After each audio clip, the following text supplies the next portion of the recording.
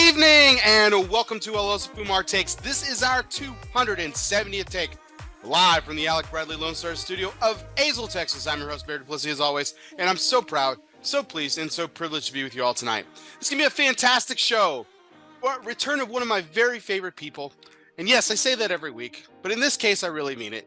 Just like I mean it all the other weeks. I love these people. I love my guests.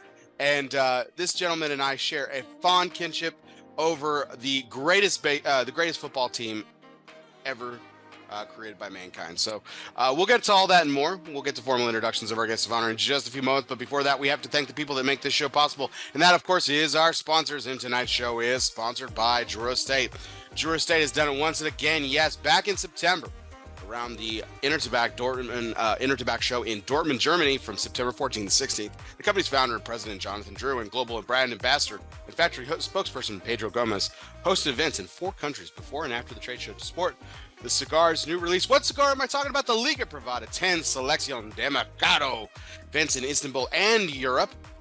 Back in September. This exclusive cigar is for Europe only, and it's available to the international markets, not to Europe. Selection de Mercado is handcrafted to highlight the bold characteristics of a specially curated Connecticut Criollo Capa leaf that's grown exclusively for Drew Estate by one farmer in the famed Connecticut River Valley.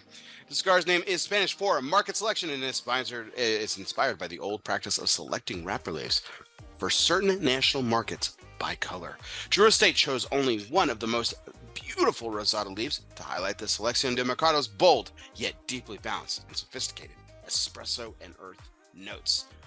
So, if you have a connection in the international markets or you are traveling internationally, make sure you head your way over to a Drew Diplomat retailer and check out, yes, the Liga Privada 10 Selección de Mercado, available in Europe and international markets. So, and welcome everybody. This is our 270th take. Without further ado, let's get to introductions for tonight's guest of honor, sponsored by United Cigars. Smoke one today and start lifting United. Mr. Matt Ty of How About That Cigar. Matt, how you doing tonight?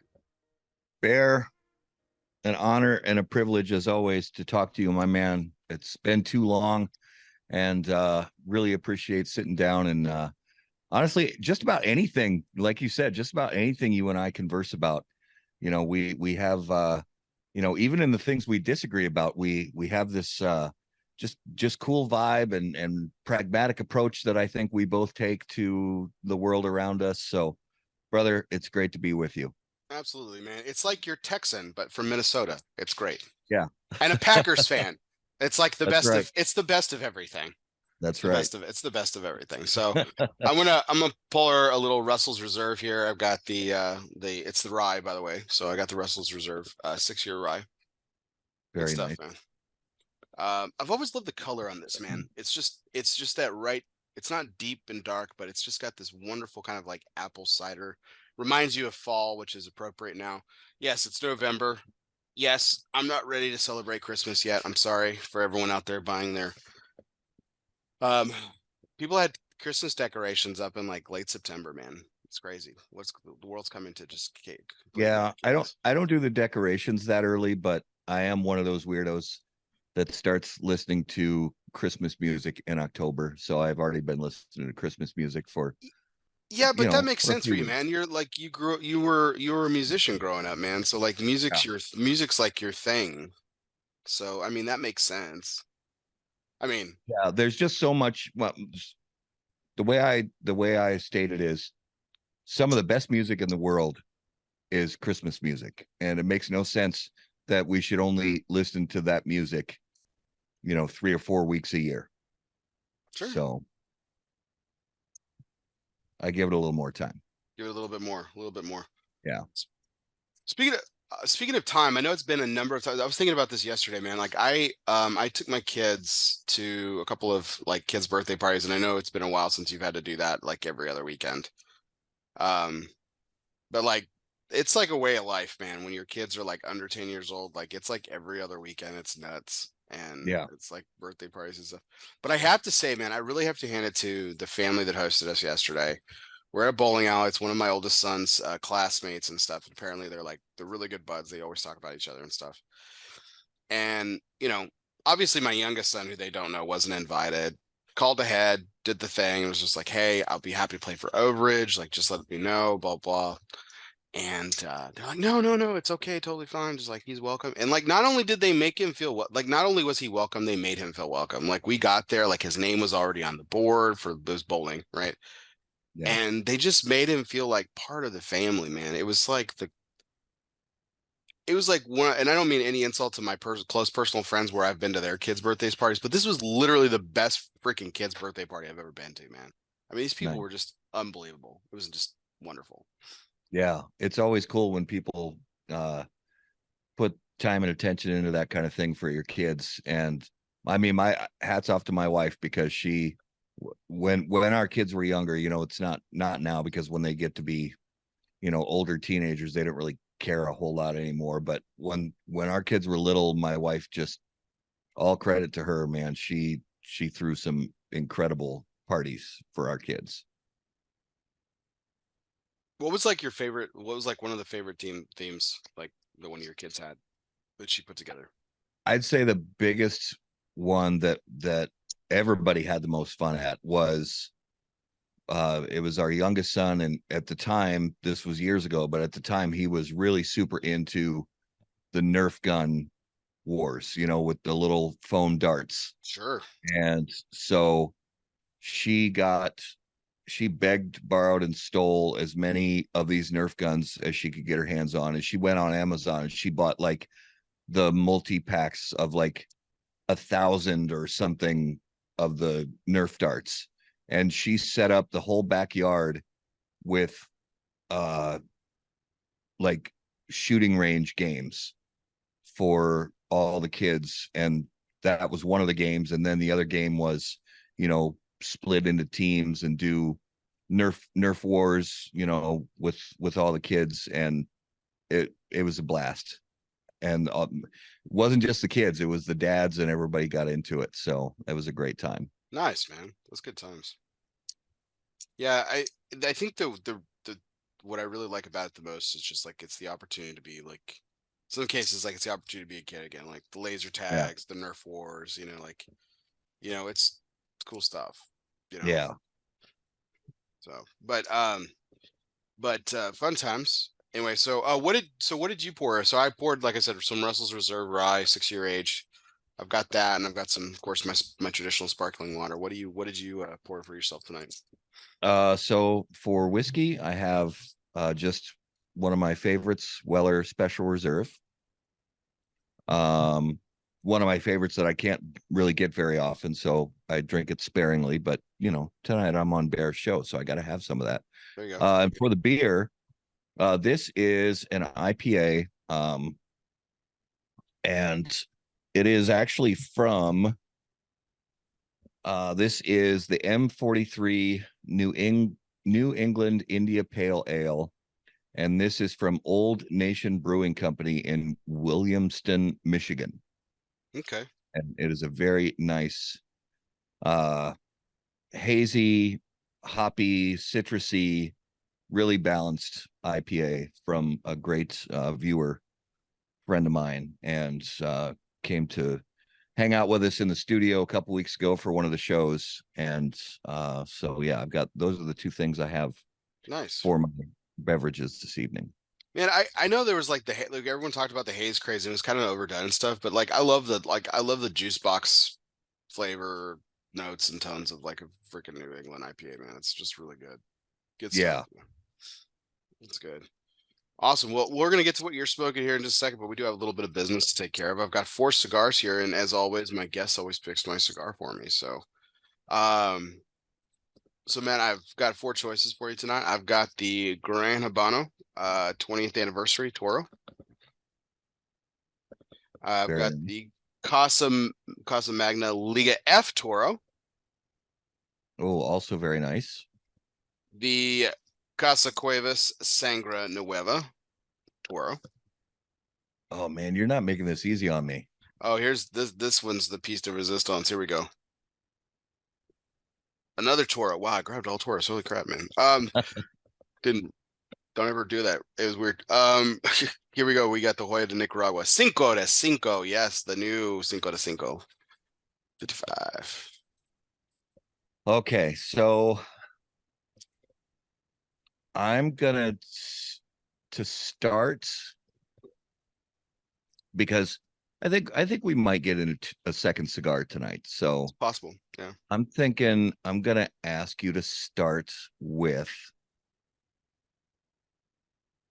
not just because it was the first one you named, but because I think this cigar would go nicely first with a follow-up cigar after, and that is the Gran Habano. Sounds good. Fantastic. Thank you, sir. Thank you for picking Yeah. out my cigar for me. Oh man, that's a cool thing you do. I love that you let your guest pick your cigar. That's very cool. I think it's just it's something fun, man. Like it was kind of organic. I think I can't remember if I started on this show, if I started with Coop, but like it's just become like this tradition and stuff. I really enjoy it. Um, it's every once in a while too. Like guests like really surprise me with their picks. Like Yeah. like I wouldn't have like, oh yeah, let's go with like I think like John Huber. Like I had like a couple of like aged gems, and like he wanted me to smoke. I think one of the more recent ones and stuff. And I was like, okay, cool, man. Sounds good. Just to, like surprised me. Yeah. But I mean, I was totally down with it. And there's not a wrong answer. That's what's really cool about it, is like it's get to smoke someone else's preference. Have you had the how have you had this one, the Grand Habano 20th or the No, I haven't had that one. But I'm a fan of so much of the stuff that I've smoked from Gran Habano. I have really enjoyed, especially one that I was turned on to by you from one of your lists, the blue and green. oh god, that I cigar's mean, killer. that's a cigar. There's a shop that there's nobody around here that carries them, but there's a shop just not far inside of Wisconsin that carries them. And pretty much every time I go to that shop, I pick up two or three of that cigar.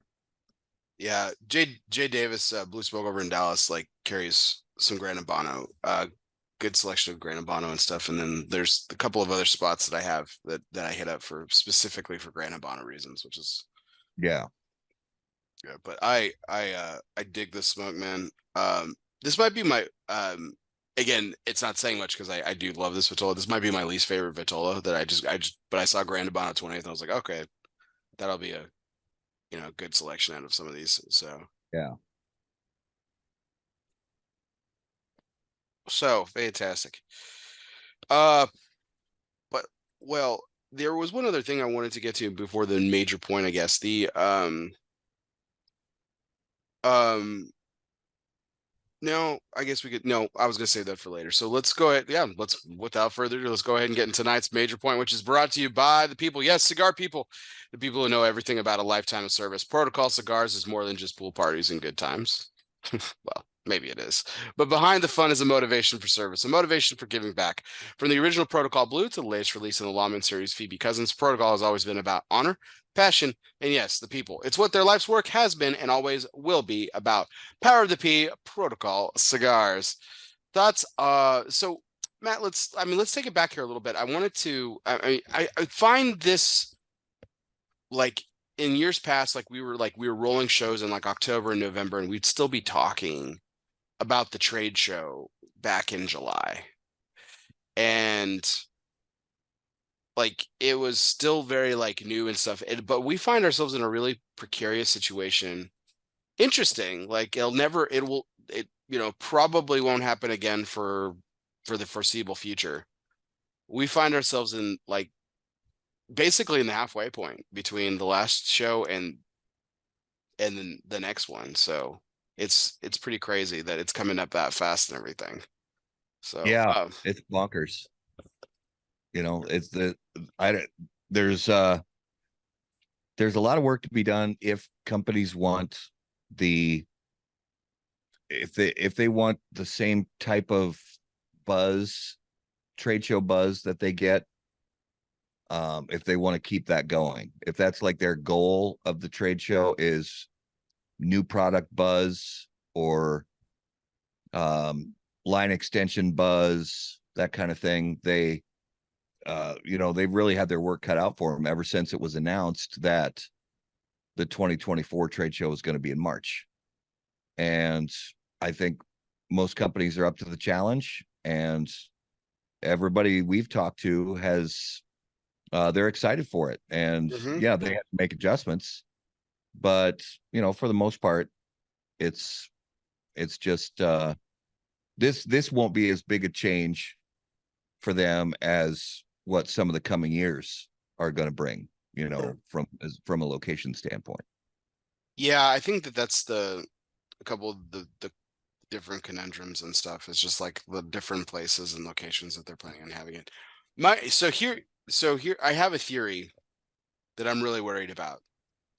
And I feel like I'm the only one that's brought this up. And so either I'm really smart or I'm incredibly stupid. And I'm game for each one. But like, okay, so you and I know both of those about we spent a lot of time and we spent some time working in retail or helping out in retail or just in retail shops to begin with, right? So after the Christmas rush, like it, I mean, and retailers will just absolutely just set ablaze to their inventory to try to get everything outdoor as much as possible. Because why? They don't want to pay inventory tax at the end of the year, which is totally understandable. Like, it's true business move, makes sense, makes all the sense in the world. So, but then at the same time as this is happening, as retailers are getting out all their inventory out the door, factories are shutting down because factories shut down for about a month. So by the time the factories kick back on, that's why for pretty much the month of January, most shelves are empty or sparse. Going into February, right? It's like that. Yeah. So now the show's going to be in the spring. So not, I mean, good retailers always have inventory. So I'm not talking about like, I'm not talking about some of the ones that you and I know or associate with, but like I'm just talking about like in general, Yeah. like a normal like just Joe Schmo retailer is going to be like, okay, I'm going to push all my inventory out the door. Factories aren't working, so I'm not going to be able to order product. By the time I can order product, wait, the show's coming up. I just have to wait a few more weeks. Like the consumer's going to go a lot of time with like slim pickings on the shelf, is my feeling. That's my biggest concern. Yeah, I hadn't thought about that.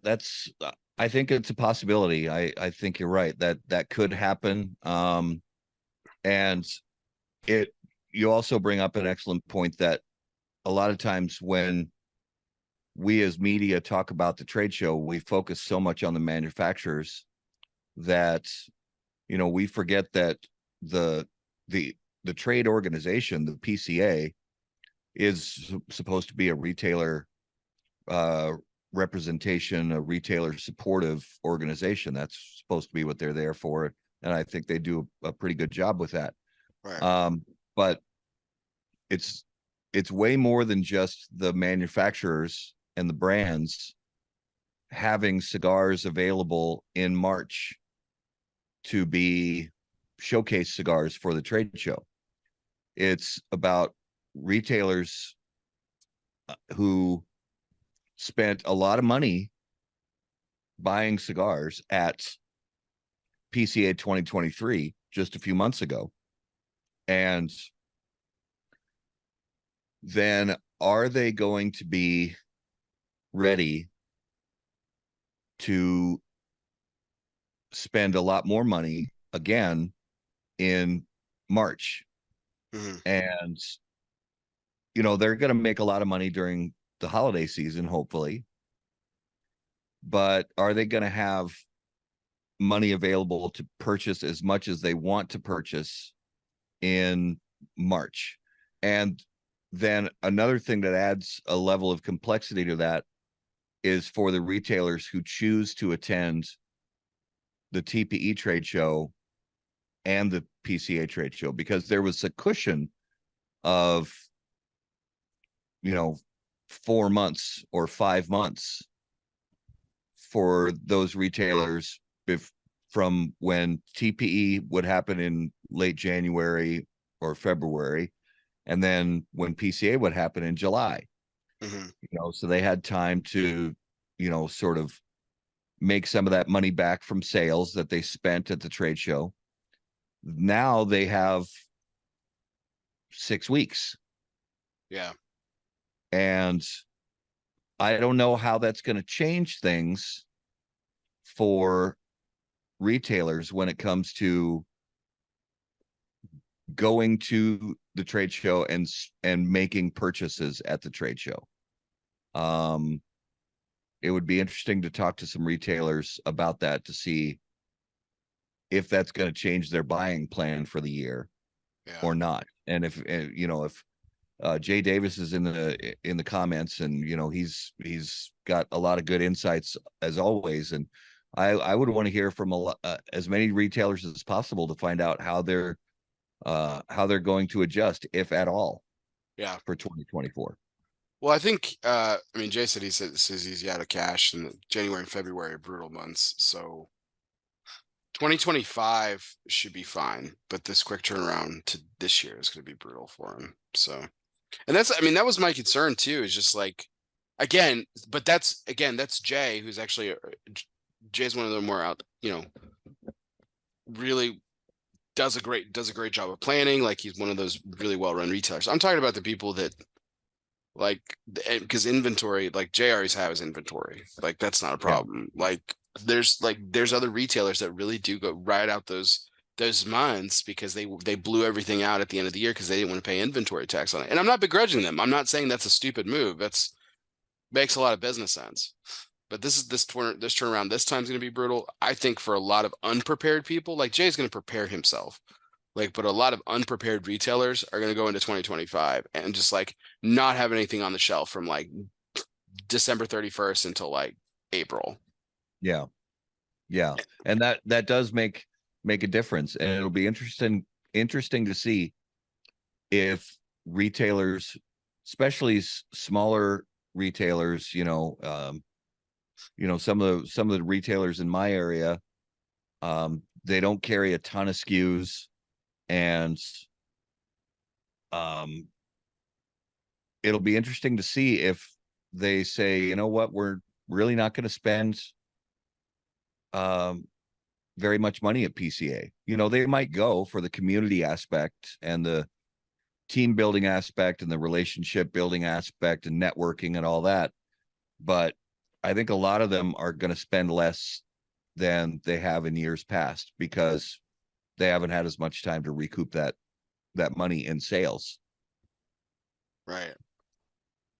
But I am excited too, this year, plus, like, I think what will bolster, I think that this one's going to be new. It's going to be exciting. It's going to be fresh. And then you've also got the coming back of Drew Estate. Altus will be back in like a more official capacity. STG will be back in more official capacity. It seems like, we know Drew Estate will be for sure. It seems like at least Forge will be back. I don't know if STG brings General over to that component. I think they're going to. It sounds like it. From what I understand, it's going to be the full family of brands, the premium cigar side of STG. So here's my question for you, Matt. You spent years going to trade shows in both, so you've experienced the non-big four and with the big four. Now, this is just the big three. There's still one left out so far. Yeah.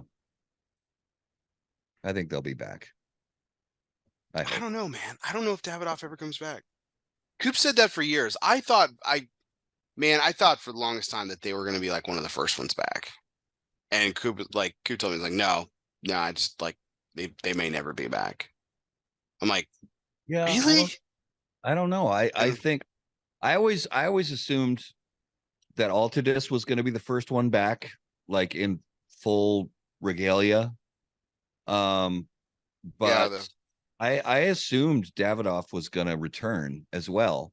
Now the fact that it's already the first week in November and they haven't announced yet, it's looking less and less likely that they'll be at the PCA in 2023 or 2024. But I'm still hopeful that they'll return in 2025.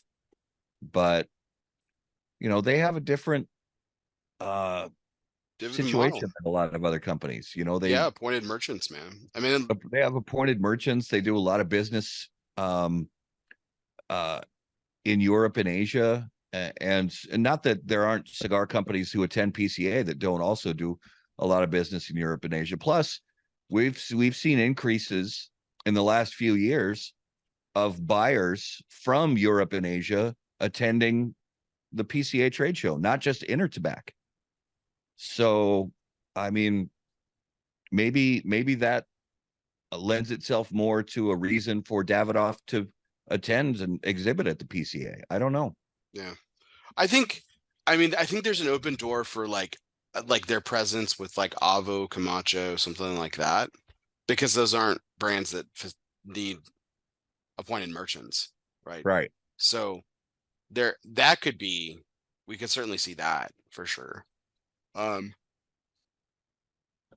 I know Davidoff has had representation at the last year's clubs because they distribute Ferio Tego, for example. Yes. So I know that Yeah. there's that. Um But do you think it's going to be back? I remember you using I remember very vividly because you used this metaphor, and I thought it hit pretty good. We talked about the old mall, the old shopping malls, and then Yeah. you had the Cornerstone departments, the Dillards, the J.C. Penney's, and everything. They were kind of the Yeah. The anchor pillars. stores. Yeah, the anchors. Yeah. I called them pillars. Yeah, that's right. You called them anchors. That's just the term I remember from my youth, was like the big shops at the ends of the shopping mall were called anchor stores. Right. So, do you think they're again? We're talking about three and not four at the moment. Do you think they're going to return in full, to use your words, in full regalia to where they are going to be that? I mean, those booths were massive. Yeah.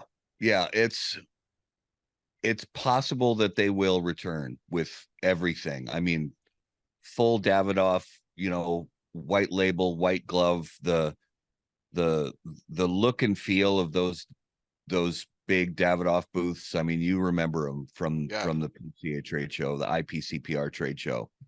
Um, just beautiful look and feel, and it truly was like a luxury place that they had set up. And then, but they also had the other members of their family of brands. They had the Avo section, they had the Camacho section. Um, I would love to see that back again at the PCA trade show. I think it could only benefit Davidoff and their family of brands. I think it could only benefit the PCA as a whole and as a trade show. But it I suppose it's also possible that we could see them return with more of a pared down sort of showing. Not quite as pared down as we've seen them do at TPE, but just maybe more, because at TPE what I've seen from them is more focus on Avo and Camacho and less so much on the Davidoff label itself. So I think it's possible that we could see them return more to focus on Camacho and Avo, because Camacho and Avo, I think as brands, they would benefit a lot more than Davidoff brands. I'm not sure if Davidoff itself, we're talking white label and the Winston Churchill series, the what we know of as the luxury side of Davidoff. I'm not sure if I hate to use the word need to, but that's what I'm going to say. I'm not sure if they need to attend and exhibit at the PCA trade show in order to get what some other companies get in a return on investment, in pure sales. Now, from a recognizability standpoint and a networking standpoint, I think everybody should be at the PCA trade show. Mm-hmm. But I don't think on paper, in pure sales strategy, I don't think they necessarily need it. Yeah. I was curious. I was curious if Drew Estate comes back in full force, that the way they did, like the loud boost, the large boost, the second story, like I don't know. I mean, I'm not sure if it's public yet, but I'm not sure about like the space, like how much space they've secured so far. I know they committed to coming back, so I don't know if Yeah. what From what that's I gonna be. understand, it's gonna be the big kahuna again. Hmm. That'll be exciting, man. I think what I think they strategize this really well because by not coming to the summer, announcing that they were coming, you know they got some crazy stuff in the works. Like Oh yeah. they're gonna come back with a bang. There's no way they're coming back with like, hey, check out the Dirty Rat and the L40 and like, those are great cigars and Liga Privada #9 and yeah, they're all great, but Yeah. they're not coming back with their portfolio. They're coming back with some pretty crazy stuff. Yeah, I think you're right. And they're going to use, I mean, they're so good at this when it comes to product launches and um getting excitement built in their consumers, that that they're going to come with something major, and they're not going to mess around. It's going to be big, it's going to be loud, it's going to be bold, it's going to be over the top, just like but it's going to be more like what we were used to pre-COVID, because with COVID and everything, they started doing the freestyle live where they could do it all virtually instead of at a trade show and do the big product drops and all that. And I would love if they did a freestyle live reveal at a show. well, I and mean, it's possible that they could do that live from the trade show floor, which I wouldn't put it past them to do that. yeah, if you're listening, just go ahead and steal that one. That's on us, man. That's on us, big guy. You go do that, man. Yeah. I think that would be cool, man. I mean, there was something, I think it was a little much for the small company with respect, but like were two really cool launches. Like if you remember the year that Robert Holt, Southern Draw, did the Jacob's Ladder Brimstone and the Rose of Sharon Desert Rose reveal. Yeah. Like he did those both at the show and like two separate times and stuff. I mean, yeah, dude. I mean, that was pretty awesome. I mean, for a smaller company, he got a bunch of us over there to cover both those reveals and stuff. So can you imagine how Yeah. massive it would be if Drew Estate did it? Like insane. Oh yeah. Yeah. I mean, it would be the real thing. They'd have, JD would be there, and they'd have the music going, and they'd have like a 10 camera setup with, the streaming platforms going full bore, and Pedro doing what Pedro does so well, getting the crowd going and getting the Hmm. excitement going. They would, and Willie's always working on magical blends in the background when Hmm. and then they'll just pick the one, that they're going to roll with. And I mean, it's November. It's probably all, they're probably at the point where they're working on final design tweaks and Oh yeah. final packaging tweaks. I mean, it's basically ready to go. Yeah, absolutely. Like I For a said, company that big, for a company their size, it's basically already ready to go. They're just doing the final tweaks, making sure everything's a lot perfectly lined up for that. They not only that it's ready to present and to announce, but that it's ready to ship, because they're big on that too, where a lot of companies have problems with that.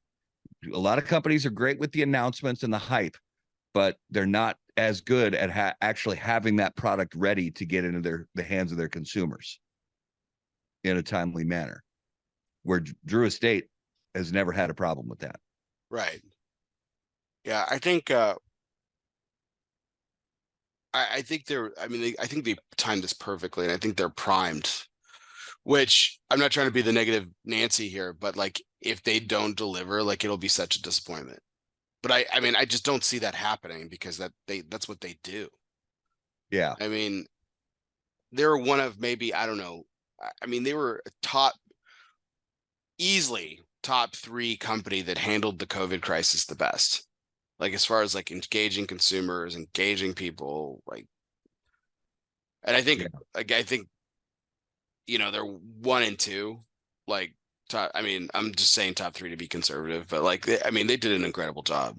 Yeah. Yeah.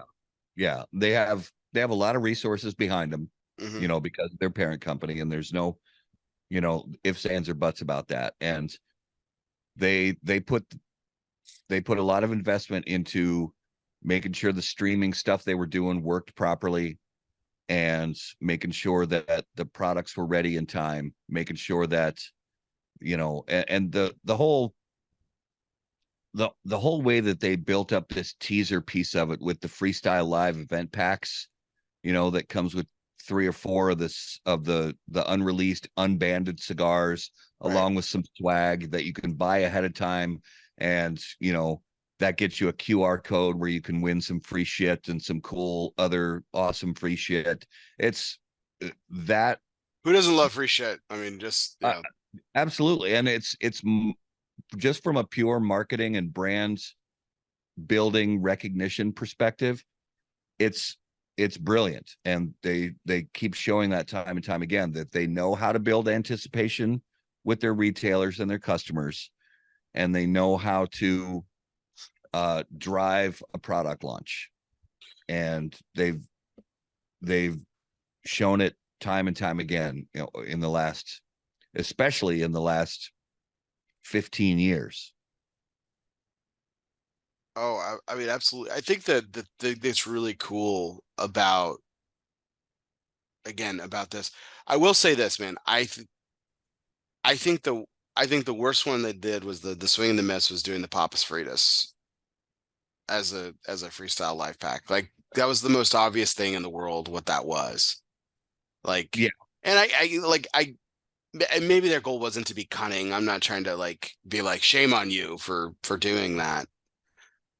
Again, I mean they want people to guess what it is and stuff, but there's some at the same time like Blackened I think caught everybody off guard. 20 Acre Farm caught me off guard. I had like that that one yeah, blew me away. that caught me way Um off guard.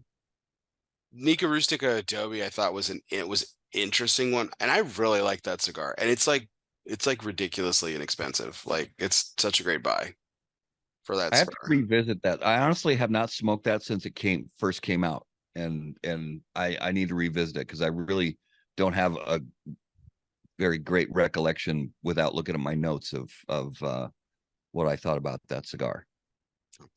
We never even talked about your cigar. So you lit up before the show Oh started. yeah. What did you you're probably almost done now So at my this point. first cigar of the night is a Four Kicks from Crown Heads, Four Kicks Kappa Especial for 2023. Nice. And I wanted to start up with something, kind of in the medium range, because my second cigar is pretty bold and pretty old. So, yeah, I wanted to start off with something medium. And I mean, the Kappa Specials, I can't remember one that disappointed. Yeah. So then this is another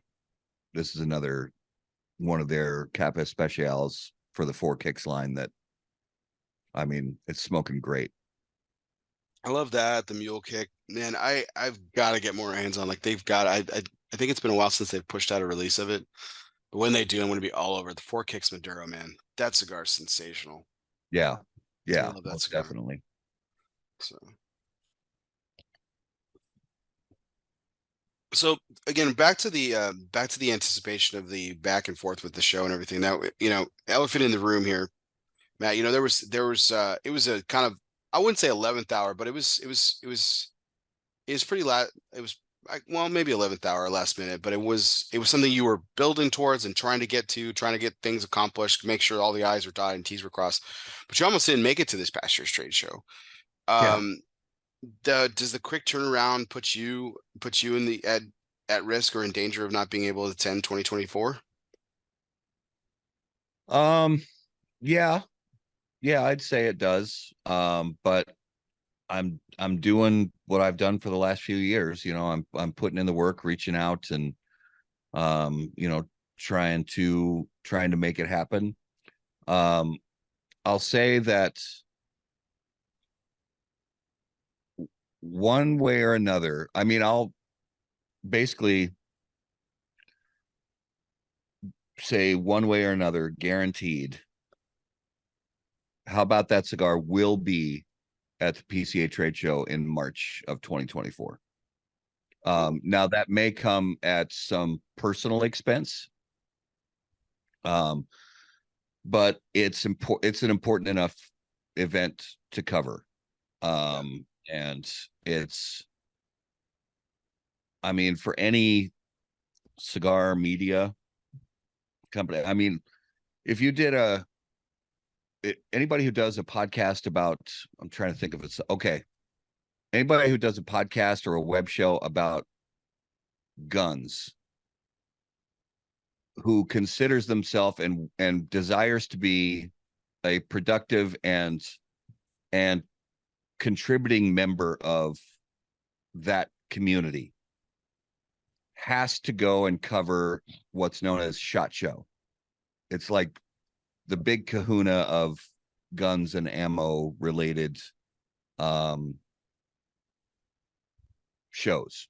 Or somebody who does a podcast about electronics and TVs and lighting systems and all this stuff, pretty much has to go to CES and cover it. And PCA is that way for premium cigars. So yeah, one way or another, we are going to be at the PCA trade show. And it actually is easier because as a media organization, you know, we go to people in the industry, whether it's manufacturers or big retailers, and say, we offer sponsorship deals for our show, just like you do. We offer sponsorship deals for our show. And just so that we can keep functioning as a show and keep covering the industry.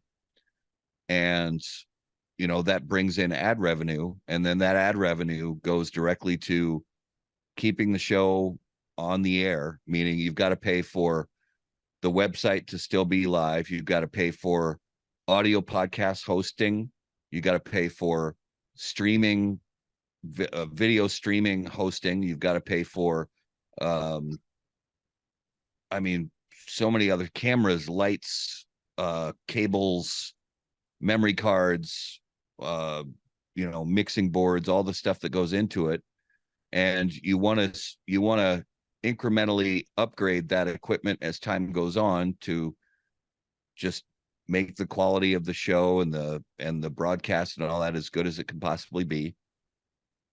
And the fact that most of that ad revenue, at least for us, for How About That Cigar, most of that ad revenue comes in the first quarter of the year. Then knowing also that the PCA trade show is in the first quarter of the year, if specified advertising money just doesn't happen, like a actual contract saying this is a contract to sponsor How About That Cigar's coverage of the PCA trade show, if that doesn't happen in 2024, it really sucks and really puts us in a bind, because that's less that we can do the rest of the year, because then we have to take just the general budget ad revenue, right, and put that towards paying for covering the PCA trade show. So then that means there's going to be less extra special stuff throughout the year, less improvement in all that sort of stuff. Right. And so that's where the bind comes in, is because we can't do as much the rest of the year, because a vast majority of that ad revenue that comes in early in the year, just generalized yearly ad revenue, that has to pay for the PCA trade show. It's a big undertaking. And yeah, I mean, like you said, it's the big show. You have to go. I'm glad you're going to be there. So that's going to be good.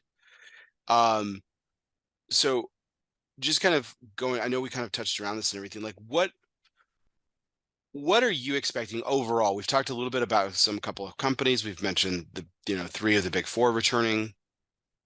Like, what are your expectations of this show? Do you think uh what what what do you think will be like an overall theme, or what will we see in Um, well, I think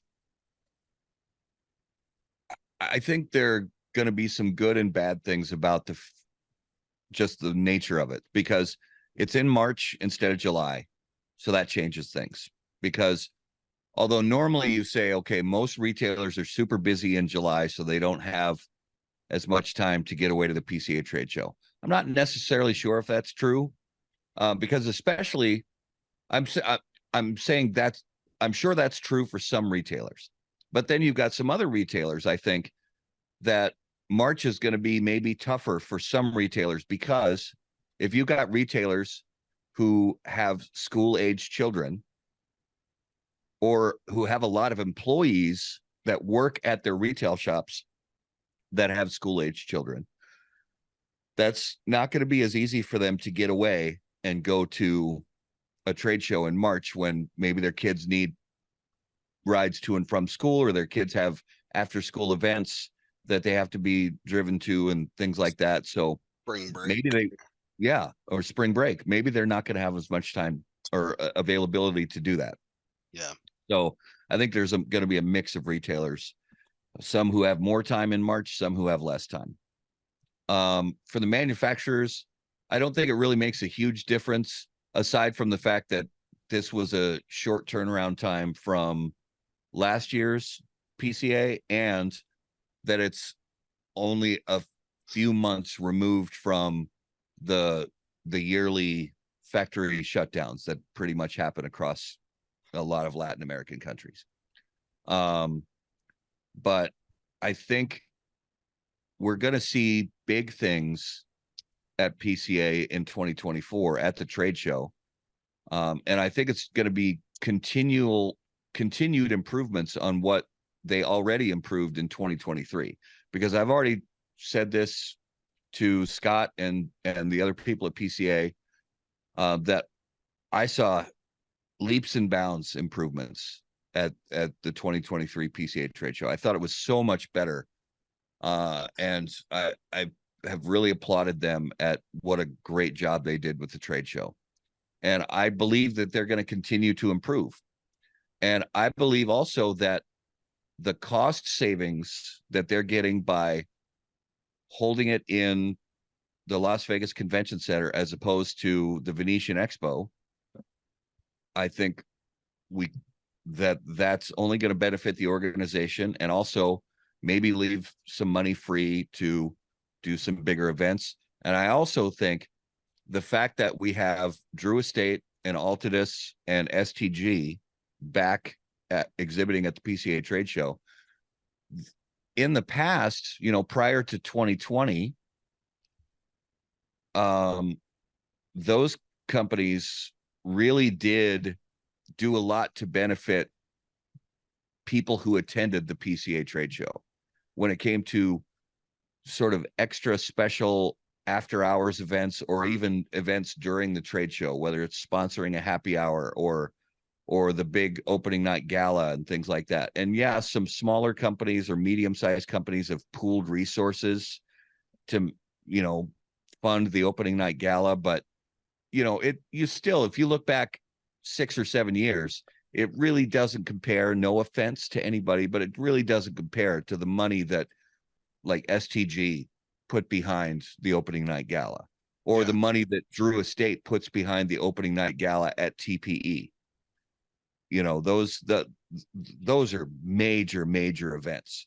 And I think it's possible that we could see some sort of amped up and really over the top uh after hours events at this coming PCA trade show because of that. Yeah, I think you're right. Yeah, I mean, this year was probably the best attended. Like, even going back to those ones that you were talking about, like even the Cohiba White uh party, which was the last year the general was there. Like, that was a pretty poppin' party, but this one was better. This year's was better attended, Yeah. like overall. Yeah. logistics within the event aside, like I thought it was one of the more popular ones. Like I said, most well attended, and from that perspective and everything. Um, so do you think that this will be aside from Drew State, STG is coming back and stuff like that.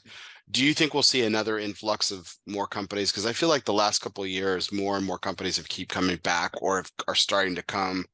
The BCA Pavilion was a big ad with some of these smaller companies. Do you think we'll see a larger uptick this year, 2024?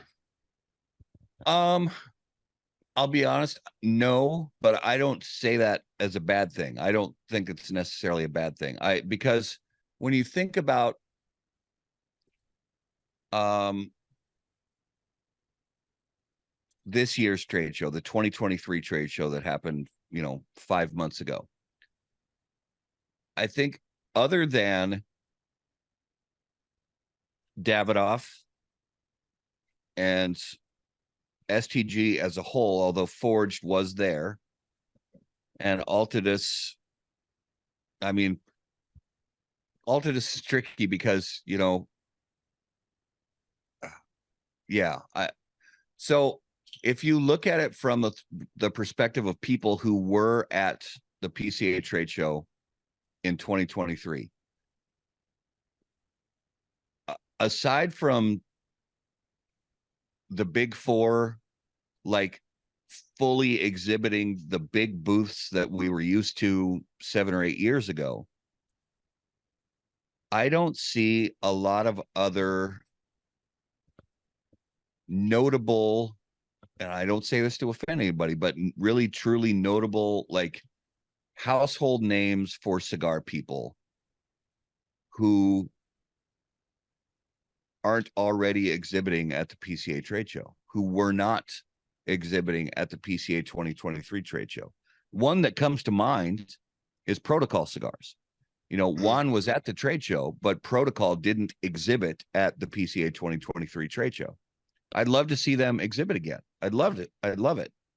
But I think the list of notable premium cigar brands that did not exhibit at the 2023 PCA trade show is not a super long list. And I really would love input from commenters if I'm like missing any glaring examples of that, because it's super possible that I'm missing some glaring examples of that. But I love the BCA Pavilion too. I didn't think I would, but I really did. And I'm hoping that expands. Now, whether it expands as BCA, member brands, or if that pavilion style exhibit space expands, because regardless of whether they're a member of the BCA or just a small brand that doesn't have the funds to do a standard booth, I'd love to see that more brands have a space in a pavilion style exhibit area Oh, to show off absolutely, their products. absolutely. I think that I think the pride issue is just I'm so past it. Like I'm so past like, oh, we can't afford it.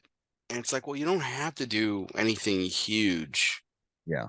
Like take Rainier Lorenzo, for example. That guy's had the same fucking booth for 5 years.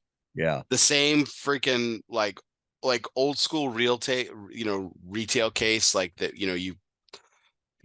that Zale still has, jewelry case and stuff like, and it works, man. He's busy, he's popping, like like he does, it's not ostentatious. He doesn't go over the top and he doesn't have to, every year his brand keeps growing. He's bigger than he was when he first invested in that space, That's right. but he's making a smart business decision. Omar DeFrias is the same. His booth is the same. It's the same size every year. Location might change, but it's the Yeah. same size every year. Steve Sock is another one. Mhm. That's the same freaking booth. And its booth is not that big.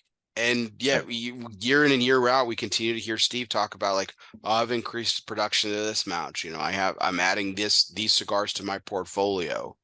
He's got a lot of limiteds too, but like that he deals with at the show. But I mean, he's adding to core almost every single year. And Yeah. it's the same space, man. Um, Yeah. There's a lot of companies that are not, they're not, I don't want to use the word wasting money, but they're choosing to put resources elsewhere instead of uh fancy stylized booth space. right. And I don't fault the companies that do put money into a fancy stylized booth space. That's not my point. My point is there are companies that choose to put that money into more sales staff with a simpler booth. Like look at Tatuaje. Tatuaje's booth back in 2016, 17, 18 Hmm. was far more stylized and uh, complex than Yeah. it has been for the last few years.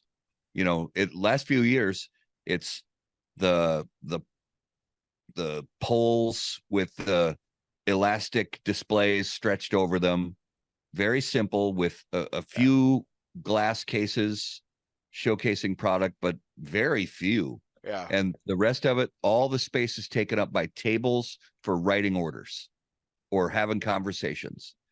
And I think I've seen a lot more companies go in that direction, and I don't see any problem with it because they're in mixed in with the companies who are choosing to simplify. There will always be companies who choose to put money behind a large, stylized, complex booth system, and I think a mix of both is great. And for the companies who choose to do either, you know, they have reasons for making those decisions. Right. I like you said, I think it's honestly like a pride issue in a lot of ways. Like I get it. If money's not there, money's not there. I understand. I get it. I really do. Like and it's an expense. It's God, especially Vegas, man. Like holy crap, Yeah. it's expensive. Yeah. I get it, man. I really do. But if you're trying to take yourself seriously as a brand and like but like I again it's that weighing of it. Like Cavalier Geneva missed a show at a really crucial juncture in their history, and when this was back in the day, if you missed a show, like you were dead. And then he came back the following year, Sebastian, and just freaking crushed it, man. And then Yeah. he's been going bonkers ever since, man. He's really built it, the brand up really well. Oh yeah, Um, absolutely. you mentioned protocol, but like I mean, I mentioned them earlier too, man. Like I mean, it's been several years now. I mean, if Robert Holt doesn't come back, I mean, what are we like? What is Southern Draw now? Yeah. Yeah, I've been concerned about them for a while. I mean, I know for as far as I'm aware, they're selling a lot of units, but they there is something to be said for s- keeping keeping your brand name on the forefront of the minds of the cigar community, Right. especially the social media cigar community. You know, whether it's doing shows like this or doing release announcements and press releases for announcements um and anything and trade shows, honestly. And I don't know how long any brand, whether it's Southern Draw or anybody, I don't know how long any brand can sustain a sort of cohesive spot in the minds of cigar nerds and the cigar community who spends time on social media learning about brands and stuff like that. I don't know how long that's going to stay sustainable and actually promote any kind of growth within your brand. And then if that happens, then there's also going to be, it feels like there's going to be a timeline of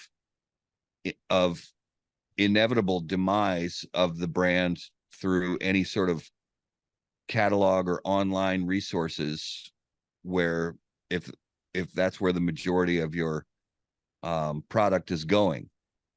And I don't know if that's a formula for growth and sustainability. I yeah, I mean for a while there, I mean a few years ago, I mean it was, Southern Draw and Dunbarton Tobacco and Trust and Foundation Cigar Company like slugging it out on consensus every freaking year. Yeah. And it's just mind blowing to me that like it just fell off the face of the planet. Like, I mean, and Robert's still around. I know he's still doing stuff, man. And Yeah. I mean, I buy a Desert Rose every time I can find it. I freaking love that cigar. Yeah, you're totally right. And I still enjoy a lot of their cigars, and there are still shops in the area that in my area that carry their cigars on the shelf, and I think that's great. And yeah, I reach for them when I have a chance.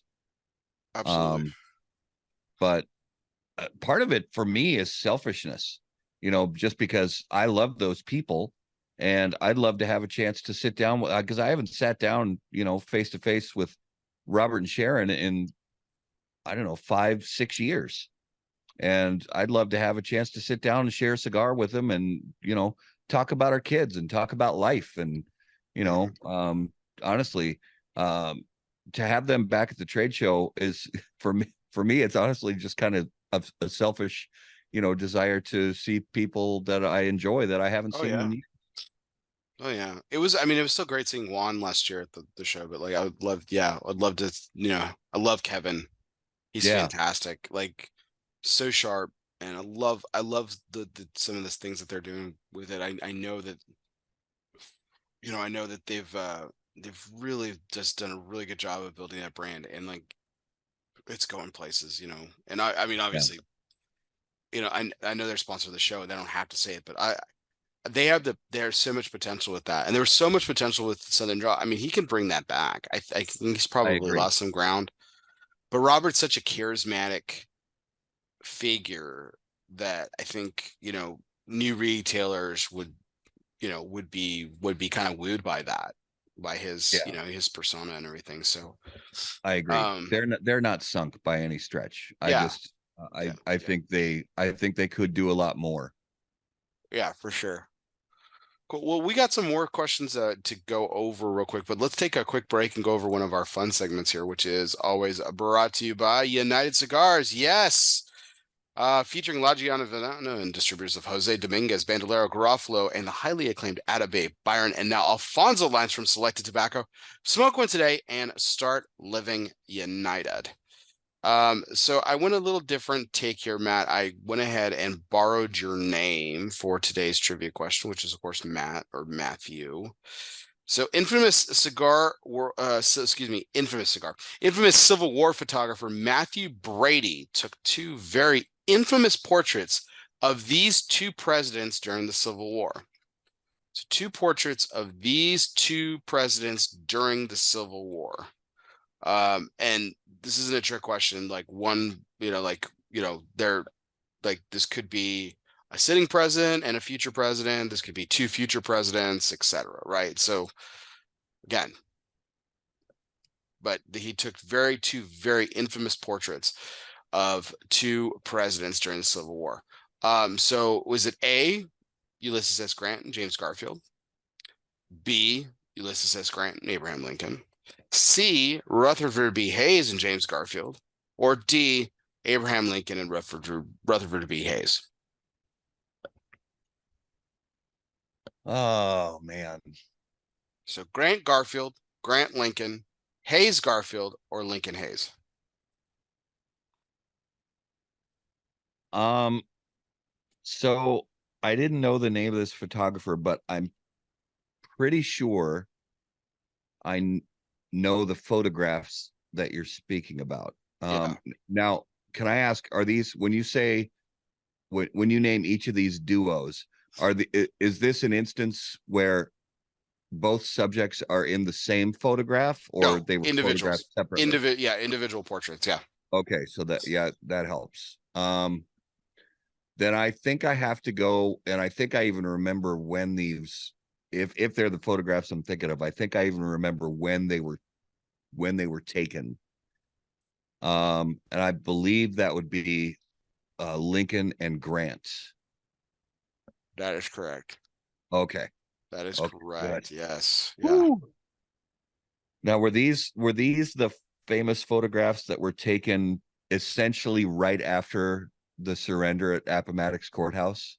No, no, one this is one of the most famous ones here. I'll share my screen here.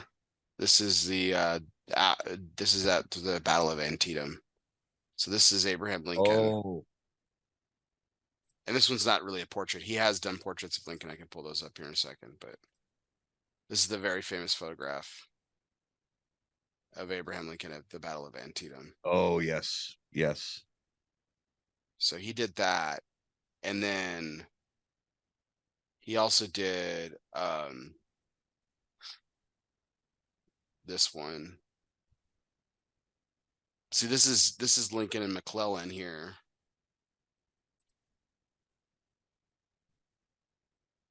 I mean, just snapshots of just crazy history. But yeah, like here's the very famous folk. This is the portrait I'm talking about Oh yes, of Lincoln, yes. right? And then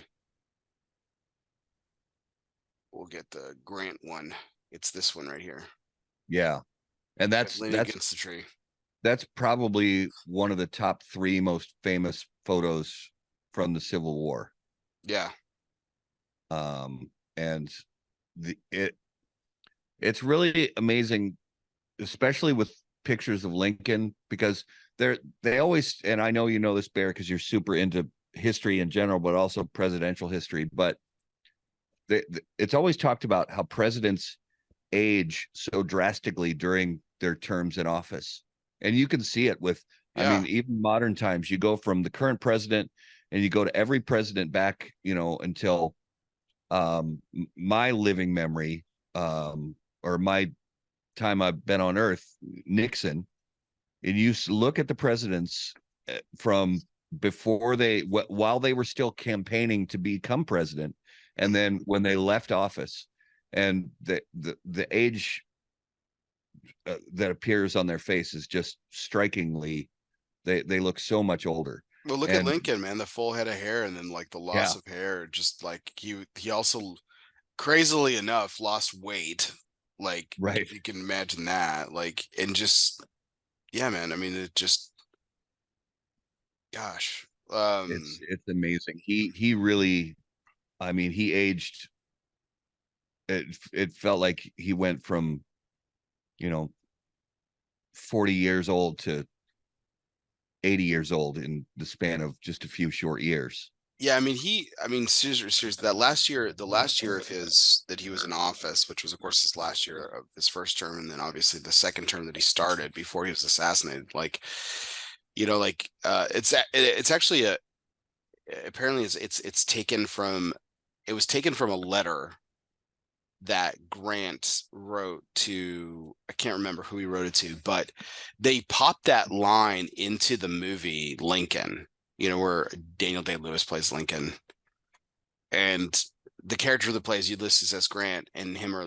sitting like this is, you know, the surrender's coming like within days and everything like that, and they're talking about how some of the stuff will be handled, and Grant looks at Lincoln and says, "Man, like by all accounts, you've aged 10 years in the last year." Oh yeah, that's right. Yeah, that Yeah, was Jared Harris yeah, that played Grant. Yeah, that film was really, I mean, it was really well done film. But um one of my in favorites. One of my favorite films. in recent years, I'd say the one that was the most striking for me was President Obama. Obama, yeah, 1000%, man. He aged. He just seemed like such a young man when he took office, and then when he left office, Yeah. I mean, he didn't look broken down, but he was just so obviously aged and just worn out mentally. Well, him and W both, man, went gray. Yeah, They yeah, went in with color in their hair and they came out gray, you know. yeah, Clinton too. Clinton had, he had some salt and pepper, but like it was all salt by the time he was done, man. yeah. Um, Not Ronnie Reagan though. He had that jet black, yeah, brill cream, because he wanted that look, but I don't know if his look, but and man, he survived longer than anybody else after their presidency. But Jimmy Carter, like you could hear it in some of his speeches Yeah, and stuff, like from the very beginning of his presidency to the end of his presidency, just so worn out, mm-hmm. just so worn out, Well, you know. so much shit went down. I mean, every president goes through shit, but so much shit went down was when Carter was in office. Yeah, the Seven, economy tanked and 76 to 1980. I mean, the inflation rates and interest rates and the Iran hostage crisis and everything going on in the Middle East. And I mean, just the stuff he went through. That was tough, man. oh man, it was so bad. Like, I mean, God love Jimmy Carter because he did more outside of his presidency than any other president in history. And yeah, a lot of that had to do with how long he survived afterwards, but that guy did so much, man. I mean, Yeah. I mean, yeah, he was a better non-president than he was a president, for Yeah, sure. I agree. I agree.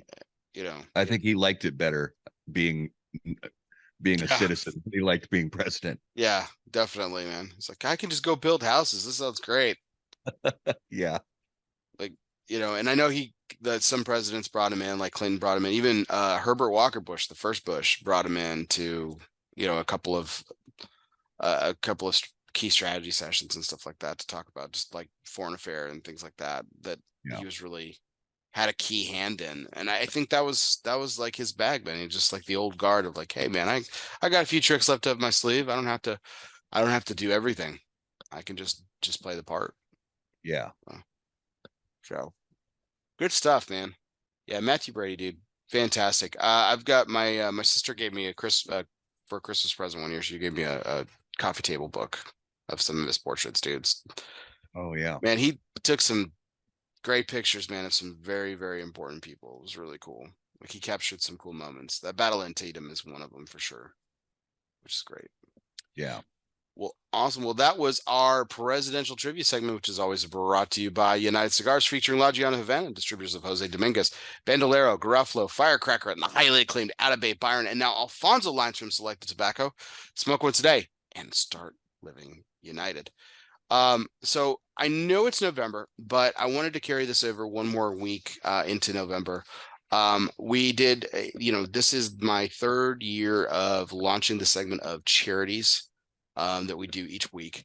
And for the entire month of October, we did Canines for Warriors. I'm doing it for a fifth and final week here on November 5th.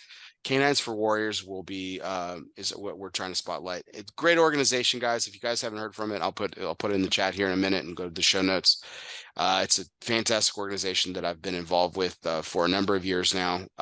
Absolutely love the cause. They do great work and they're incredible. So Matt's donated to them in the past, but if you feel so called to go, like I said, we'll post it here in the chat, and you can also do it in the show notes as well. But it's a great organization. So Yeah. I've really enjoyed what they do, and I learned about the organization from you, Bear, and I have um, given to them a few times, and I encourage anybody to give what they can. awesome. Well, let's kind of get back into it here. Again, I really do appreciate everyone for tuning in tonight. We've got a few more topics of discussion. So back to um, just we covered the trade show kind of a little bit, but this is a special time of year. But before we kind of get into some notable cigars for the year and stuff like that too, Matt, there've been some changes obviously to How About That Cigar. Your coverage style is a little bit different. You know, your normal co-host for the last few years he had changed roles, and he actually had a job at the trade show. He couldn't go walking around covering this trade show for How About That Cigar. He was helping man a booth um himself. So he um that was a little bit different for you. How did you manage the twist and everything? I know you guys have had a producer for a number of years, and he does a fantastic job. And Mr. Lawler, not forgetting his Oh name, yeah. I promise. He's done a fantastic job. So I know he was by your side all this time, and I saw you did some incredible interviews. But how did that kind of change up the dynamic? When you're used to doing this as a duo, and now you kind of had to handle it as a single. Well, it's really not um there the change wasn't drastic when it comes to trade show coverage. Justin and I uh just put together our lists. This was the first year that I actually was proactive before the trade show started and scheduled a bunch of interviews beforehand instead of just sort of doing the walk up randomly at somebody's booth, saying hi and things like that. I try to schedule as much as possible this year. But we really didn't cover as much as we wanted to at this past trade show, because what we found was we were getting really we were just really getting into conversation. It was kind of organic. We were getting into conversation with people before and after the cameras went live, or the Mhm. camera started recording. And because of that, we spent a lot of time conversing with the people that we were with before and after recording. And then we realized, oh man, we're not making it to as many booths as we want to make it to. Yet at the same time, although we still desire to do as much coverage as possible, we were okay with the fact that we didn't, because we had a goal number in mind of how many interviews we want to do, how many booths we want to do interviews at. And we did not hit that goal number, but we came pretty close.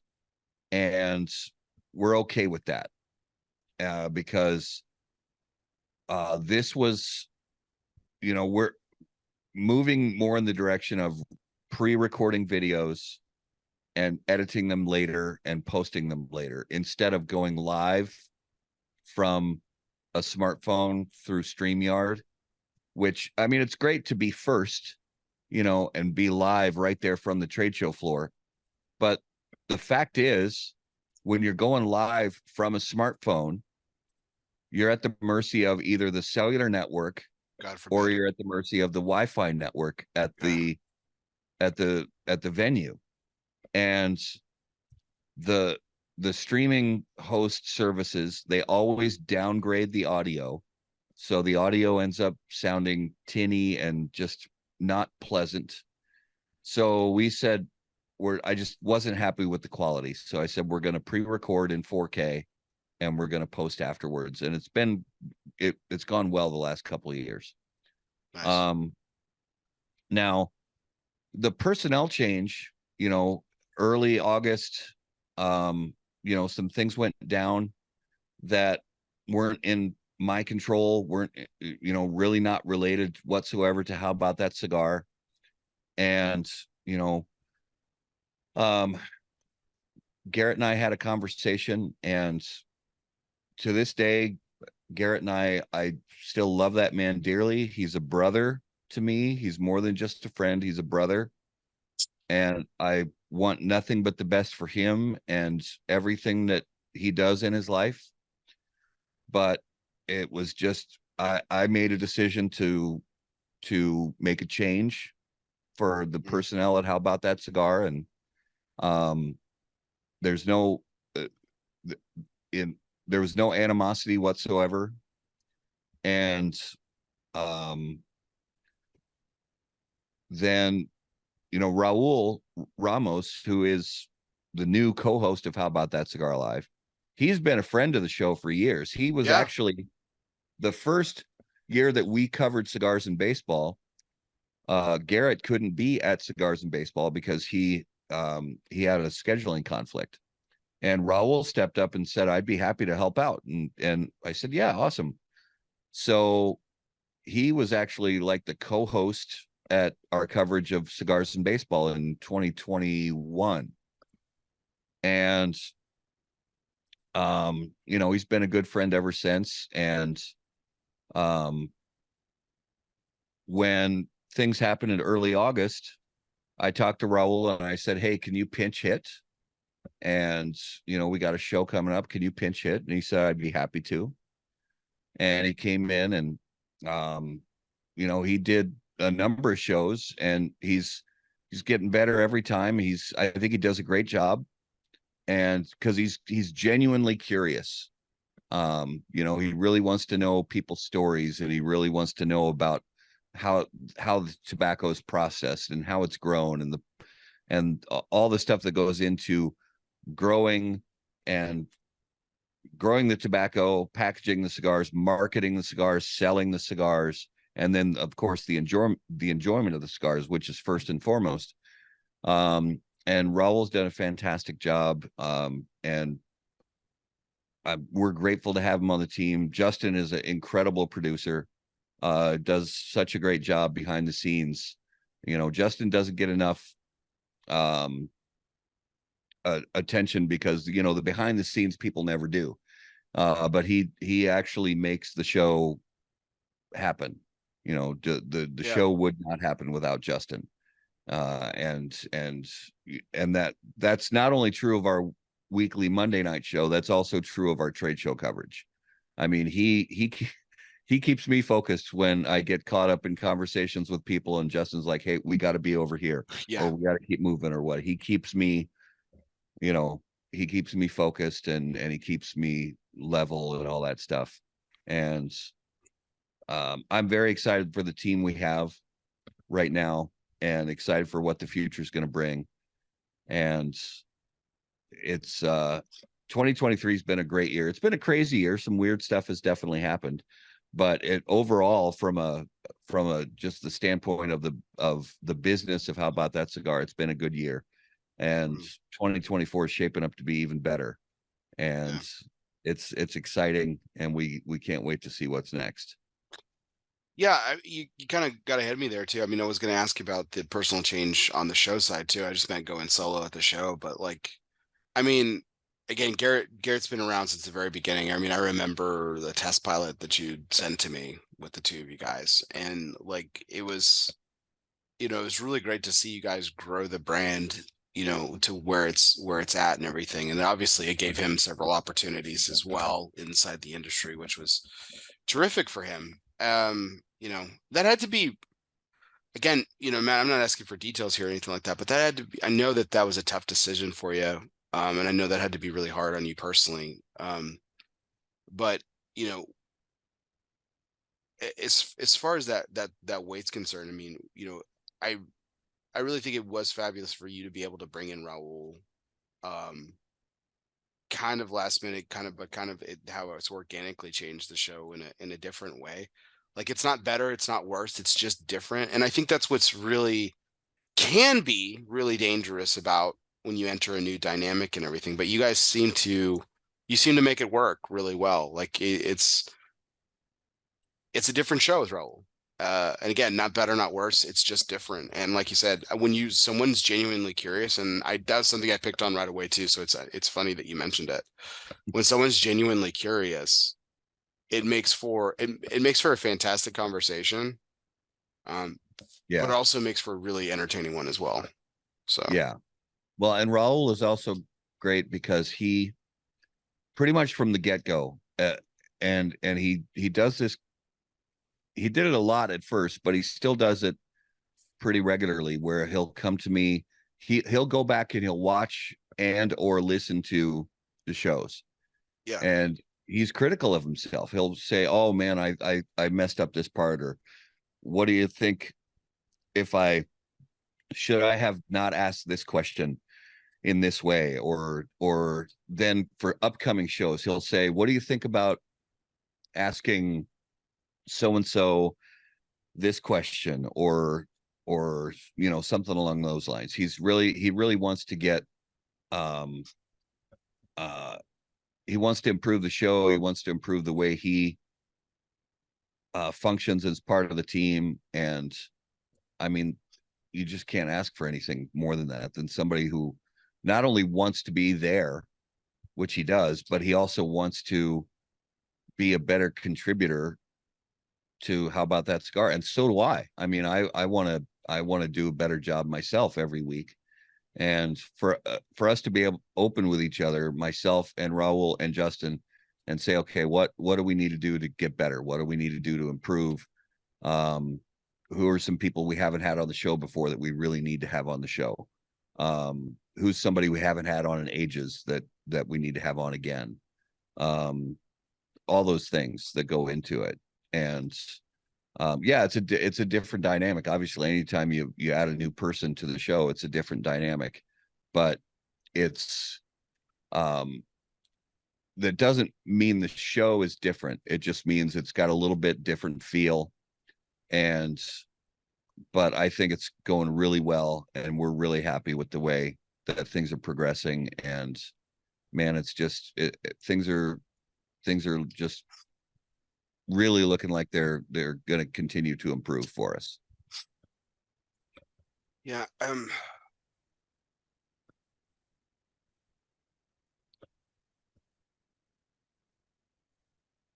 Do you think that it, like, again, when you did the trade show coverage this year, it was just you and Justin. Again, Justin's been with you for a couple of years now, like you said, but everyone's known you as the face or the partial face of How About That Cigar. So it was different. Like, do you plan on doing a tandem coverage too, or are you thinking about splitting up the coverage team between you and Raul?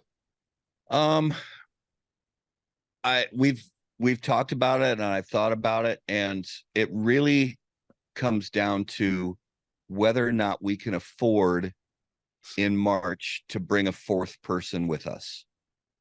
If we can afford to bring a fourth person with us, I trust that we can have um like we can have because essentially it's going to be me doing the interviews and Raul doing excuse me, Raul doing the interviews as well.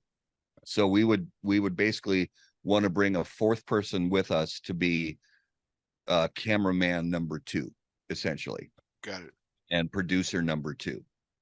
So we would have probably, just because Justin's really experienced, I would want to have Justin with Raul and have those guys be a team, and then me and The another the producer FNG. slash cameraman.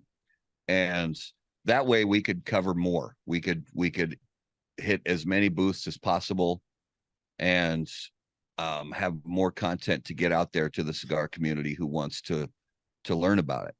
And if we're unable to get that fourth person, um, whether it's from a standpoint of we just can't find the right person, or there's not enough money available to bring a fourth person on the trip, from plane tickets to hotel rooms to meals and all that stuff, then the three of us will just stick together, and Raul and I will alternate. And there'll be some people he interviews and some people that I interview, maybe even some that we interview together. Great. Well, fantastic. Well, I think we've kind of beat this topic a little bit to death, but so just shifting gears here a little bit, this is this is a very special time of year. This is where people start, gearing up for list season, right? Everybody's list, your list, my list, cigar aficionado, of course.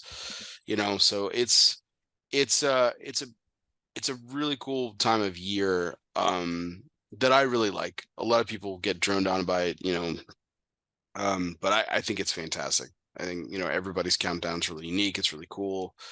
And I really enjoy seeing like what people really smoke. So not trying to like get you to tip your hand here or anything. Like, are you guys going to be doing a top 10, top 25 list this year? Yeah, we'll be doing a top 10 list. Like we've never done a top 25 list because we don't really review enough cigars to warrant that, but we'll do a top 10 list. That'll be the late in the first week or second week of January.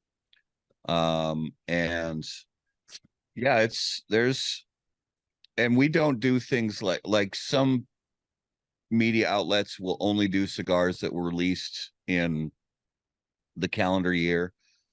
We don't do that.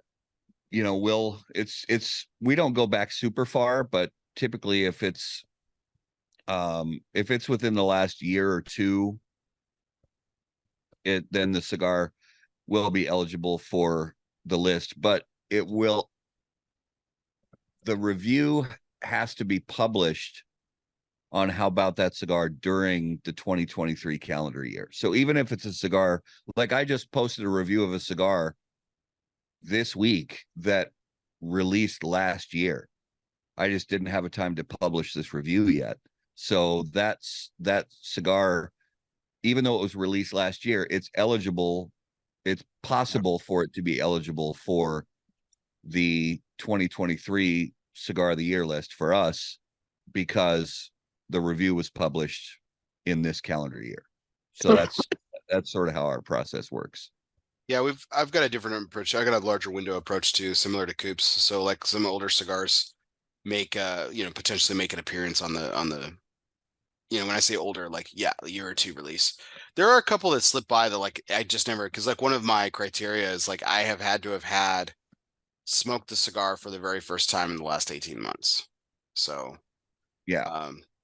so essentially, so that means yeah, cigars released in that time pretty gonna be well dominating, but every so often there's a cigar that I haven't smoked that's been released for a couple of years. The Rocky Patel Edition Limitado that I had on my top 10 list not 2 years ago, you know, um, was shoot, I think it's been on the market for like 7 or 8 years. So Yeah. Yeah. And I applaud everybody's list. Anybody who puts in the work to put out a list, you know a list is a lot of work.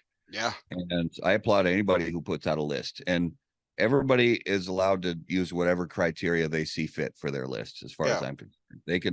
They can put if somebody wants to put a cigar on their list, that was released 15 years ago, go for it. As far as yeah. I don't really care. Yeah, Cigar Aficionado does some older cigars. Cigar Snob does too.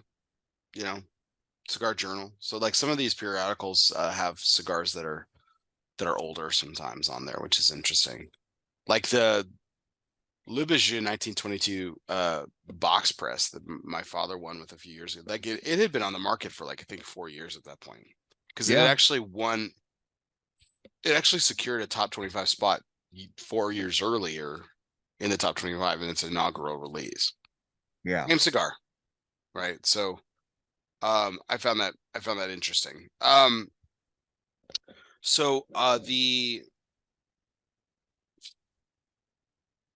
so in on that thought here, like what are some of the preliminary smokes? Again, I'm not trying to get you to tip your hand here, Matt, but like what are some of the cigars that you've smoked, you know, from from this year's trade show that let's just use that as a caveat, or like just in general, like the past year that you've really enjoyed that you could Yeah. see making waves, not necessarily on your own list. Again, I don't want you to tip your hand, but like on other lists as well. Yeah. Honestly, this year's trade show is an easy answer. I have barely started smoking the cigars from this year's trade show because a few reasons. One was a lot of busyness that came along with changing personnel and some changes at How About That Cigar, and that took a lot of time to behind the scenes to get going. So I didn't really have a lot of time for cigar reviews. I mean, there was I published a cigar review like a week ago, and that was the first cigar review I had published since May or June. That I took a long time off from publishing reviewed cigars. Well, But post-production of the show, man. I mean, you did how many interviews did you guys do? 43. Yeah, that Yeah. Ben So and it's Coop spend so much time doing that. yeah, because you have to edit the videos and you Right. have to work with your sponsor to get video stuff from them to put a little splash ad at the beginning. Then you edit your own video, and then you have to make artwork thumbnail for every video. And you have to there's a lot that goes into it. So it's not just like getting the video on your memory card and then posting it later. There's Yeah. way more that goes into it than that. But so I have a very dedicated list for the next 2 months that I'm going to be working very hard on getting stuff smoked and reviewed and done, plus stuff from March and April that I've already reviewed and have all the notes for. I just haven't published yet. So, but from this year, stuff that I haven't reviewed yet, but I have smoked from the trade show, or even from releases earlier this year, stuff that I've enjoyed. The Suma from Ferio Tego, I was very pleased with that cigar. Very good cigar. If I'm able to review it and actually do a full review and publish it before the calendar year's over, it's very possible we could see that one on our list. Some of the stuff from Foundation, the Olmec, and I haven't reviewed the new stuff from this year's trade show, but it's on my list for the next couple months. The oh gosh, now we don't do a lot as far as putting like super limited edition stuff on our list, but the Davidoff Year of the Rabbit was outstanding, I thought. Oh, you enjoyed that cigar, huh? Yeah, I really did enjoy that cigar a lot. More than some others, but I thought it was one of the better year of cigars that Davidoff has put out in the last few years. And man, I'm trying to think. I really enjoyed the La Veretta from Crown Heads. It's a very good cigar. Yeah. Very I really liked the Postania, Connecticut. That was amazing too. What'd you think of the Volstead? Did you smoke the Volstead? The Volstead, I've smoked 2 of the sizes so far, and I am a big fan of that cigar. I really enjoy it a lot. Now I do have a couple of the Quinquagenario, but I haven't smoked it yet. Because I've been just I have to keep things kind of on a tight schedule smoking wise. And I thought the Drew Estate release, the M81, the blackened M81, I think it's a good cigar. I don't know if we're going to see that cigar on a lot of lists, but I do think it's a good cigar that for whatever reason, I don't know if that cigar is going to be like a consensus top 10. It might make consensus top 25, but not consensus top 10. I think too much time has passed. You know how like a lot of these lists are like don't go back like we do. A lot of them are just like really super relevant, like super relevant stuff. I think the Papasaka is outstanding. Um, Uh, and 100% has agree. I think the Papasaka has a chance to make a lot of lists this year. Um, and I mean, it's warranted. It's a really, really good cigar. Way better than the Saga Con. I don't I like the Papa Saga a lot. personally, for me, I love the Sakakan, but the Papasaka is genuinely better for my palate. I it to me it almost tastes like two different cigars. Like I think I can taste some of the similar notes and things like that. But for me, Yeah, that's like two different cigar experiences, and obviously, so like the Vitolas itself obviously make for a different experience. But I just think it's an entirely different experience.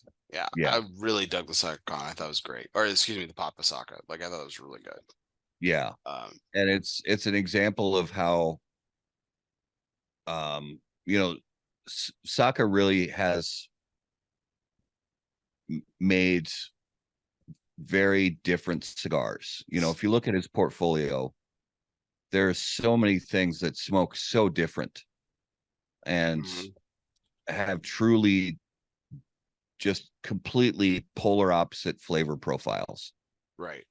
And that's for people like us who like to smoke all kinds of different cigars. That's a great thing because we just can't it does get tiring when you just smoke stuff that it tastes the same over and over again. Now I will say this one I haven't done like the final tally of numbers yet because I still have a lot of cigars left to review, but I do the numbers every year, sort of on average, this and that. I think our average total score this year is going to be lower than it has been in previous years. Like, I think last year's average total score was like 89 something or other. This year, it might even be like 88 Right. because I mean, we've just had some cigars score lower this year. Yeah. I think the like for me this year, coming out of the trade show and stuff, I was left very with a couple of the standouts we've already mentioned. Perdomo 30th was another one. Selective Tobacco really did some great stuff with the Atabey and Byron and stuff. And of course Alfonso. I think like overall though, like I was really left wanting at this year's show. Like it just like nothing really like blew me away on the trade show floor. And I've smoked some cigars since, and they're very good. But like usually I'll have one or two cigars on the trade show floor. I'm like, oh damn, this hits. Like Yeah, this is gonna be it. And yeah, I just didn't see it. Thankfully a lot of retailers disagreed with me on this point, but it was like to me, I just felt like it was just very lacking from years past. Like in terms of the quality of cigars, like overall as a general consensus. yeah. This year, I smoked less on the trade show floor than I ever had at a trade show ever. Right. I mean, I think I was averaging 1.5 cigars a day, which is unheard of on a trade show. Usually it's 8, Yeah. and I was hardly smoking at all. Well, when you do a lot of the talking, Matt, it's really hard, man. I carried the same Yeah, around cigar for like several booths. I would light up several times trying to get it going and stuff. But yeah, overwhelming the sense of and this is goes into it. Like I really wasn't wowed, but like it just a lot of the cigars I smoked had gotten Vegas. that's a Like good way to put it. That's like a good way to put they it. just got Vegas, man. Like you can't smoke out there, dude. I mean the I mean, this is why I had this conversation with Nick Melillo last week. This is why he specifically says, like, don't smoke his shit. Like, it's just not ready. It's not there. You know, Yeah. I'm shocked how well the Suma smoked, considering not only was it in Vegas, but he had spent an extra day in like Mm-hmm. a freaking 200-degree like UPS container. Yeah. Like, I'm surprised they smoked as well as they did. So, like, there's just a lot of cigars that were just left wanting, in my opinion. It was just like, so it left me overall feeling Yeah. wanting lifting this trade show. It just wasn't there. Like they just didn't hit. So, but Yeah. some good stuff, man. All right. Well, going into some final questions for the evening here, man. We got some fun segments. Like I said, this is the this or that segment, pretty rapid fire. You know, we just give you two things and you pick between the two. So some are cigar related, some are obviously not cigar related. So let's get started. Let's start with an easy food one here. So would you rather have cookies or brownies? Oh man, that's not nice. That's not a nice question. That's for a fat guy like me. That's tricky. All right, so this is like you have to choose one You type of gotta deal. choose one, man. Okay. All right, so I have to choose cookies or brownies. Yeah, think about it, desert island, man. You gotta be on it. Like you gotta have I am gonna go with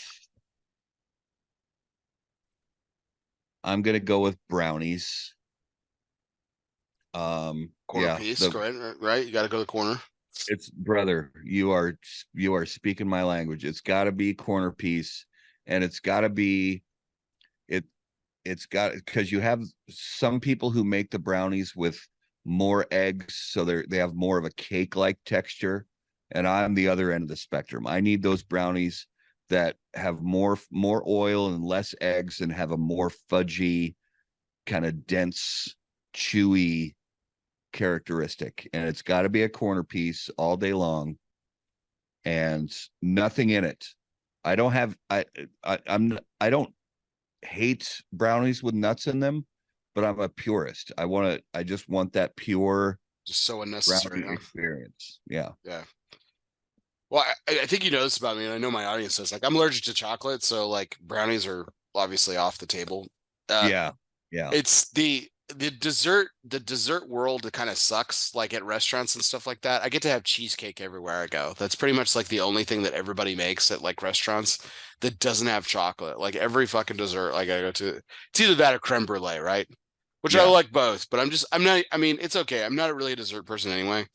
But like, um, but most cookies now, like people put chocolate in it. It's like not enough. Like now it's peanut butter and chocolate. And it's like, now it's oatmeal raisin and chocolate. It's like, man, just can I have an oatmeal raisin cookie, man? Can I have that? Like, Yeah. but so this Well, would be and kind I'm of I'm tough. one of those weird people that I actually don't care for chocolate chip cookies.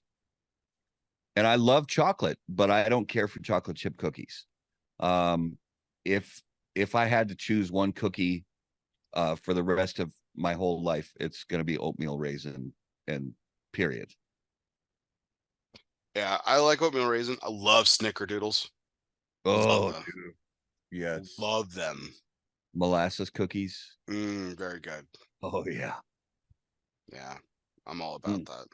man. But it's usually so rare that I can have a cookie even. Yeah. Carrot cake's my jam. That's my birthday cake every year is a carrot cake. Fucking love carrot cake. Oh yeah. Oh So yeah. good. Um, cool. Well, that was the first question. These are supposed to be rapid fire. So let's go Oh sorry. with no, it's my fault. I just went off a tangent. Pants or shorts? Well, I'm gonna say shorts because I love hot weather. Cool. All right. Indiana Jones or Star Wars? Indiana Jones. Whoa. I know. That threw me. Whoa. I That threw know. me. Are you kidding me? I'm Really? serious. I'm serious. It's Snap. so I'm an you know I'm a fellow nerd. I love nerd stuff. I love nerd culture. But when I look at the movies, when I see the universe that surrounds the movies, there's a character that I would want to that I would want to be. There's no character in the Star Wars universe that I would rather be than Indiana Jones. I would want to be Indiana Jones. So that's why. Nice. Okay. What'd you think of the last one? The most Didn't recent see one? it. You haven't seen it yet? No, here's why. I'll give a short answer because I know it's like lightning round. So I also did not see Kingdom of the Crystal Skull because I heard it was horrifyingly bad. Oh, it was. That And one was terrible. I don't want to ruin the Indiana Jones universe in my brain by watching a substandard Indiana Jones movie that ruins the franchise. Yeah. So I will never, and mark my words, the day will never come that I watch Kingdom of the Crystal Skull or whatever this new one is called. I have no Gotcha. idea who it's called. It's good. I will never watch it. Yeah, this most recent one was good, but because I cannot ruin the Indiana Jones universe in my head. Gotcha. Miguel Rocha says I'm a psychopath for liking carrot cake. That's interesting. I haven't heard that one before. Carrot cake is fantastic. Cream cheese frosting. I mean, Yeah. still warm out of the oven. Come on. Yeah, it's totally good. Mm. All right. So okay, so this is a pretty easy one. Maduro or Connecticut shade? Connecticut shade. V-cut or punch? Can I say neither? I know that's my answer, but yeah, V-cut or punch. You got to answer. I'll say V-cut if I have to choose one. Yeah, definitely V-cut. I don't do a punch, man. I'll do a punch on a chisel, man, because that's the way Alito Gomez showed me how to do it. So, like, hey, man, when in Rome, yeah. Honestly, if the only cutter available is a punch, I'm just tearing off the cap with my thumbnail. 1000%. Yeah. 1000%. All right. So, would you rather wear socks, one pair of socks for an entire month, or a pair of underwear for an entire week? Oh. Socks for a month, one pair of socks for a month, or a pair of underwear for a week? Oh. Socks for a month.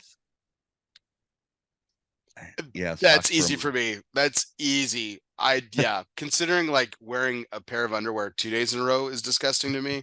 I can't imagine a week. Oh, that's too much. I don't want to think about either, but yeah, gross. All right. Would you speaking of socks or bare feet around the house? Bare feet, because again, I like hot weather, and when it's summertime, just walking around inside the house, nothing on my feet, it's heaven. Yeah, I always wear socks. That's why like so many of my socks end up with holes in them. Even when it's 100 degrees out? Absolutely, dude. I don't like wearing bare feet. Like, yeah, I wear socks all the time. I cannot stand being in bare feet outside. I absolutely hate it. But inside, bare feet all day. Yeah. All right. Camping or glamping? Camping. Yeah. Real deal. Wilderness camping, light load. Yeah. Glamping is for families and Instagram models. There you go. All right.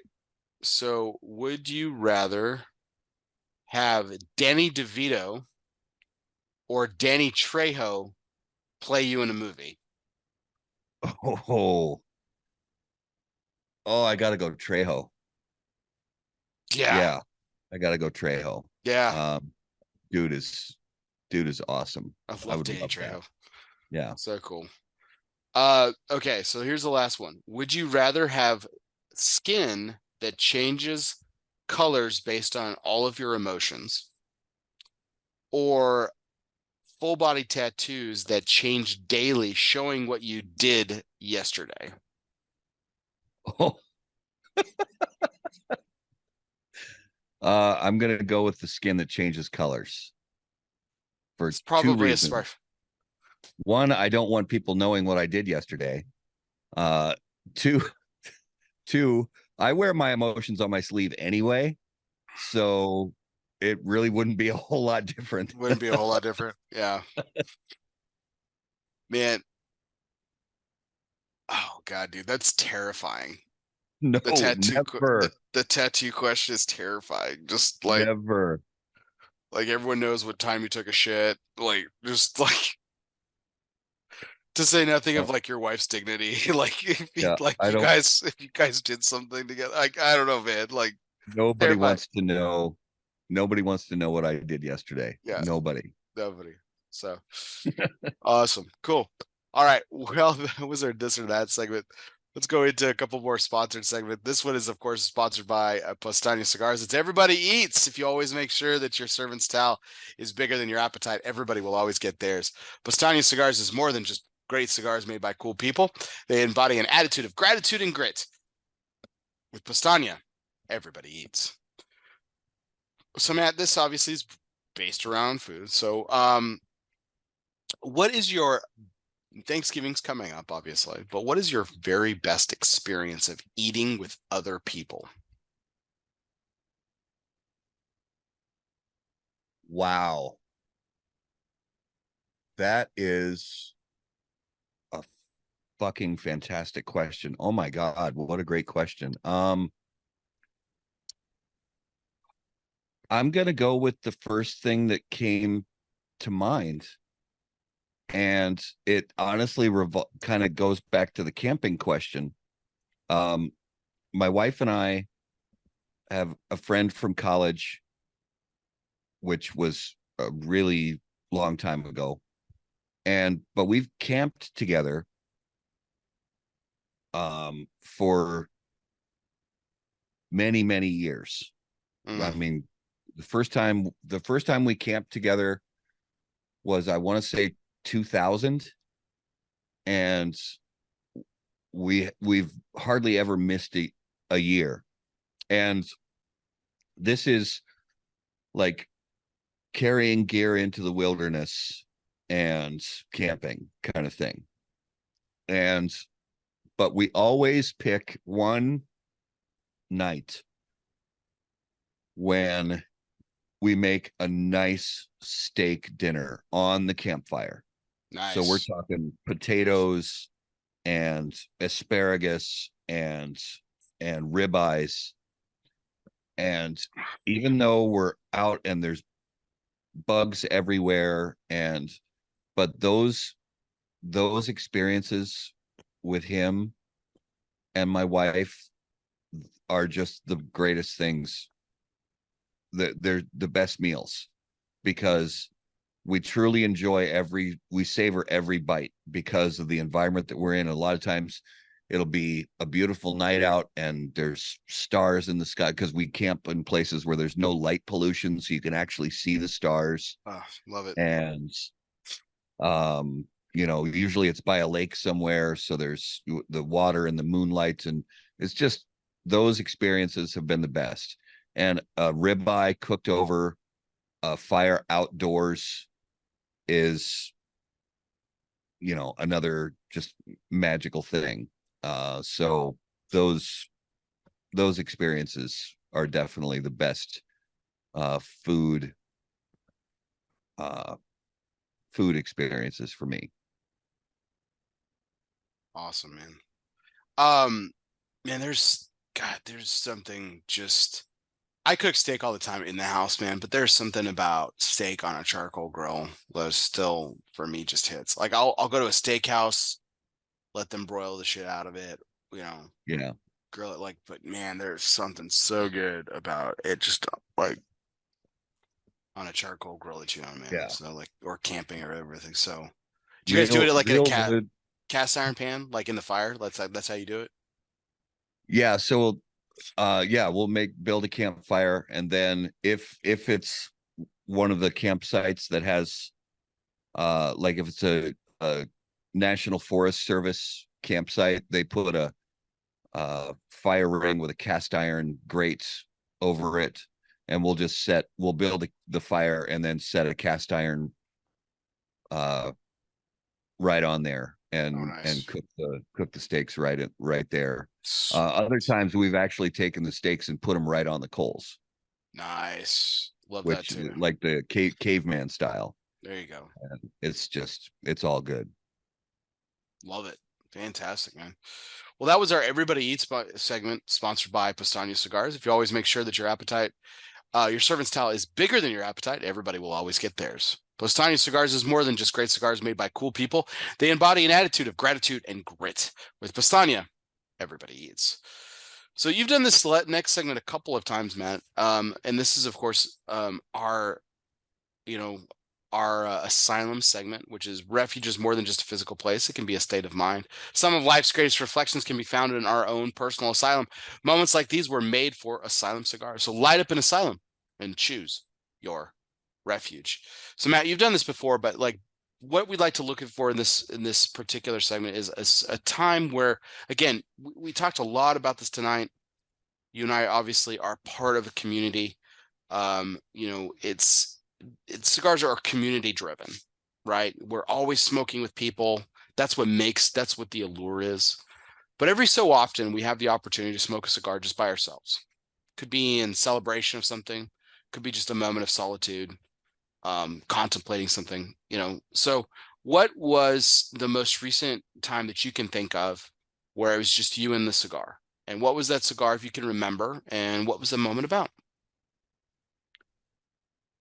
Ooh, that's a great question. I don't take enough opportunities to do that where I light up a cigar by myself and I turn off all my electronics and I put away the books and I just smoke and think and reflect. I really don't do that nearly as often as I should.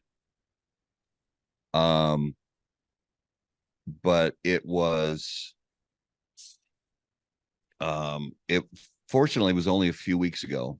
Another camping experience up in northern Minnesota and um fall fishing in a lake in the absolute middle of nowhere, no cell service, no towns nearby, no houses on the lake.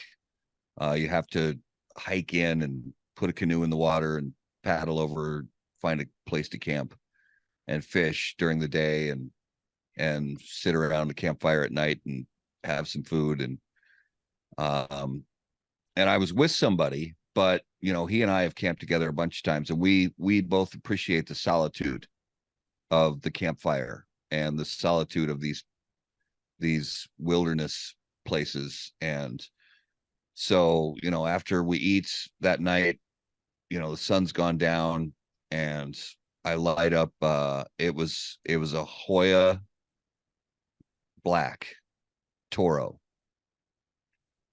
And it was just one of those great experiences. I lit up the cigar and sitting there, you know, drinking a beer and you know, occasionally, you know, one of us would say something, but for the most part, it's just silence. We're just looking at the stars. We're looking at the ripples on the water and looking at the fire and, you know, grab another log, throw it on the fire. And that was it. There's just nothing else going on. You can occasionally hear a loon call in the background, or you hear A a wolf, loon. a loon, yeah, or you hear a wolf way off in the distance. Um, hopefully way off in the distance. And and that's it. And those experiences, like I said, they're far too rare. I think everybody, myself included, needs to take more of those times where we shut everything off. No electronics. We're not watching anybody's podcast. We're not, you know, playing Angry Birds or whatever. We shut everything off. We just light the cigar and we stare into the burning embers of a fire, or we stare at the stars or whatever, and just think about our life, think about who we are, what we can do better, what we can, you know, what our place in this world is, where we come from, where we're going. And I need to do it more. And I think we could all benefit from that.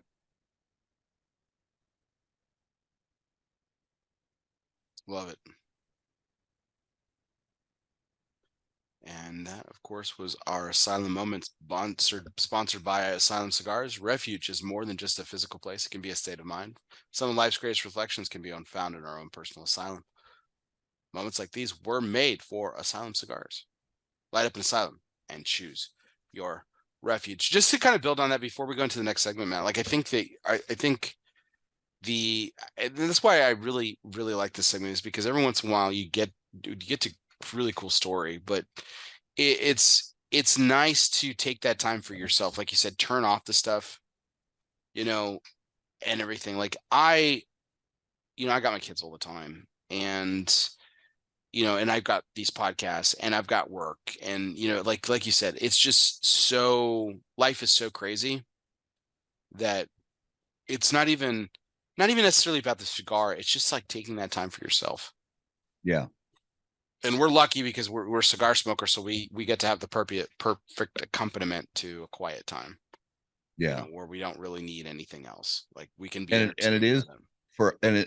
for those of us who also write about or cover cigars and review cigars, it's about not purposely not reviewing the cigar, forgetting about everything in a weird way, and it's going to sound weird, but also forgetting the cigar, Yeah, just thinking about the smoke and seeing the smoke rise up, looking at the stars, looking at the fire, looking at the ripples on the water, watching the leaves on the trees, and just thinking about your life and just processing where you are in the world and and what your part is in it. And for me personally, what can I do better uh tomorrow and the day after that?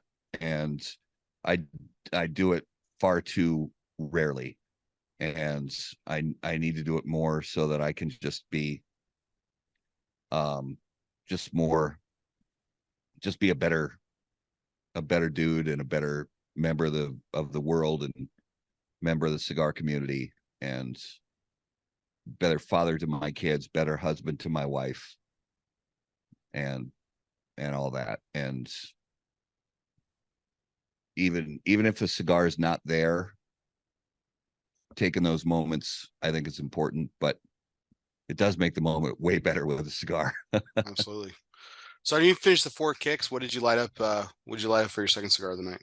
Oh yeah, so I dug deep for this one, and this is from this is the Padron Black, but this is a special one that was only in the 2018 box of cigars given to attendees of the uh Pro Sabor Nicaraguan Cigar Festival. Oh, nice, nice, very nice. And it is absolutely delicious even after what is it, 5 years.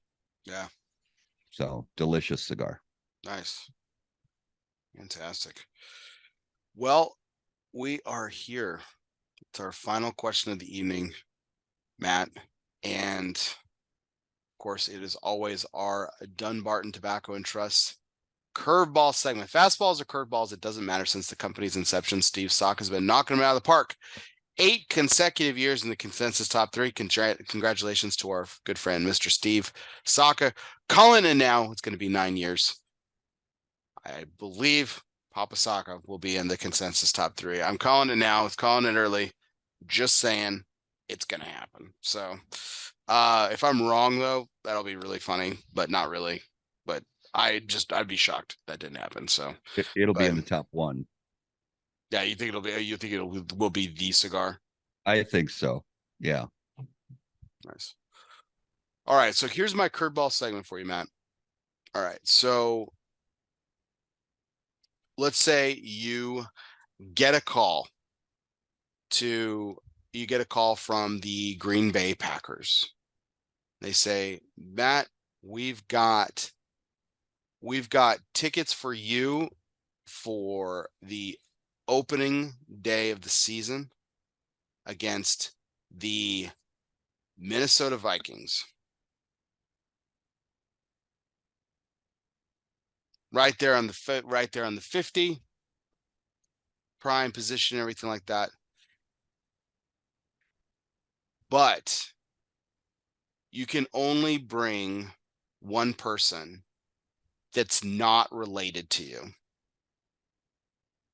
Who do you bring? This is a 3-part question, so this is the first one. You can only bring one person that's not related to you. Who are you bringing?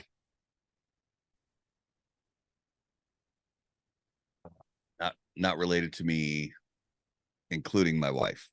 Correct. Damn it. She's out.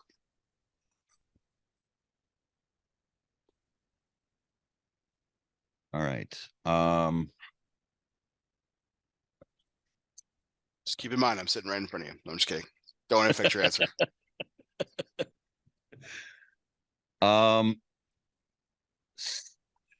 Shoot.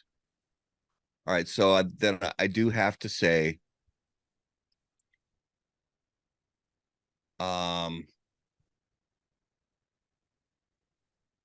not related to. Okay, I have to say, my friend Michael from college.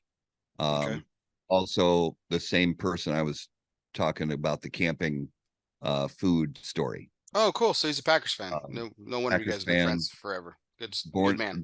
he was born and raised in Wisconsin, and it has always been and will always be a lifelong Packer fan, just like me. And um, yeah, he's a diehard, dedicated fan, and I can't think of. I mean, if I have to pick somebody I'm not related to, then he's got to be the first choice because we've watched a lot of games together, but we've never had a chance. I've only been to Lambeau Field once, and it was Magical. 1998. Ooh, that was a good season to go to. It was a good season, yeah, and it was uh, it was a great time. And I mean, I've been there. I've been to Lambeau Field, but just on the outside. I haven't been to a game at Lambeau Field since one time in 1998. And I would bring Michael because he's a diehard, dedicated fan and a great friend that I get to see far too little. Great. So the organization also tells you this because you're the nerd too. You're a huge nerd. They've stumbled onto some amazing technology and they have a time machine that can break the space-time continuum. And you're allowed to bring back the starting quarterback of your choice in their prime. And they give you three choices: Bart Starr,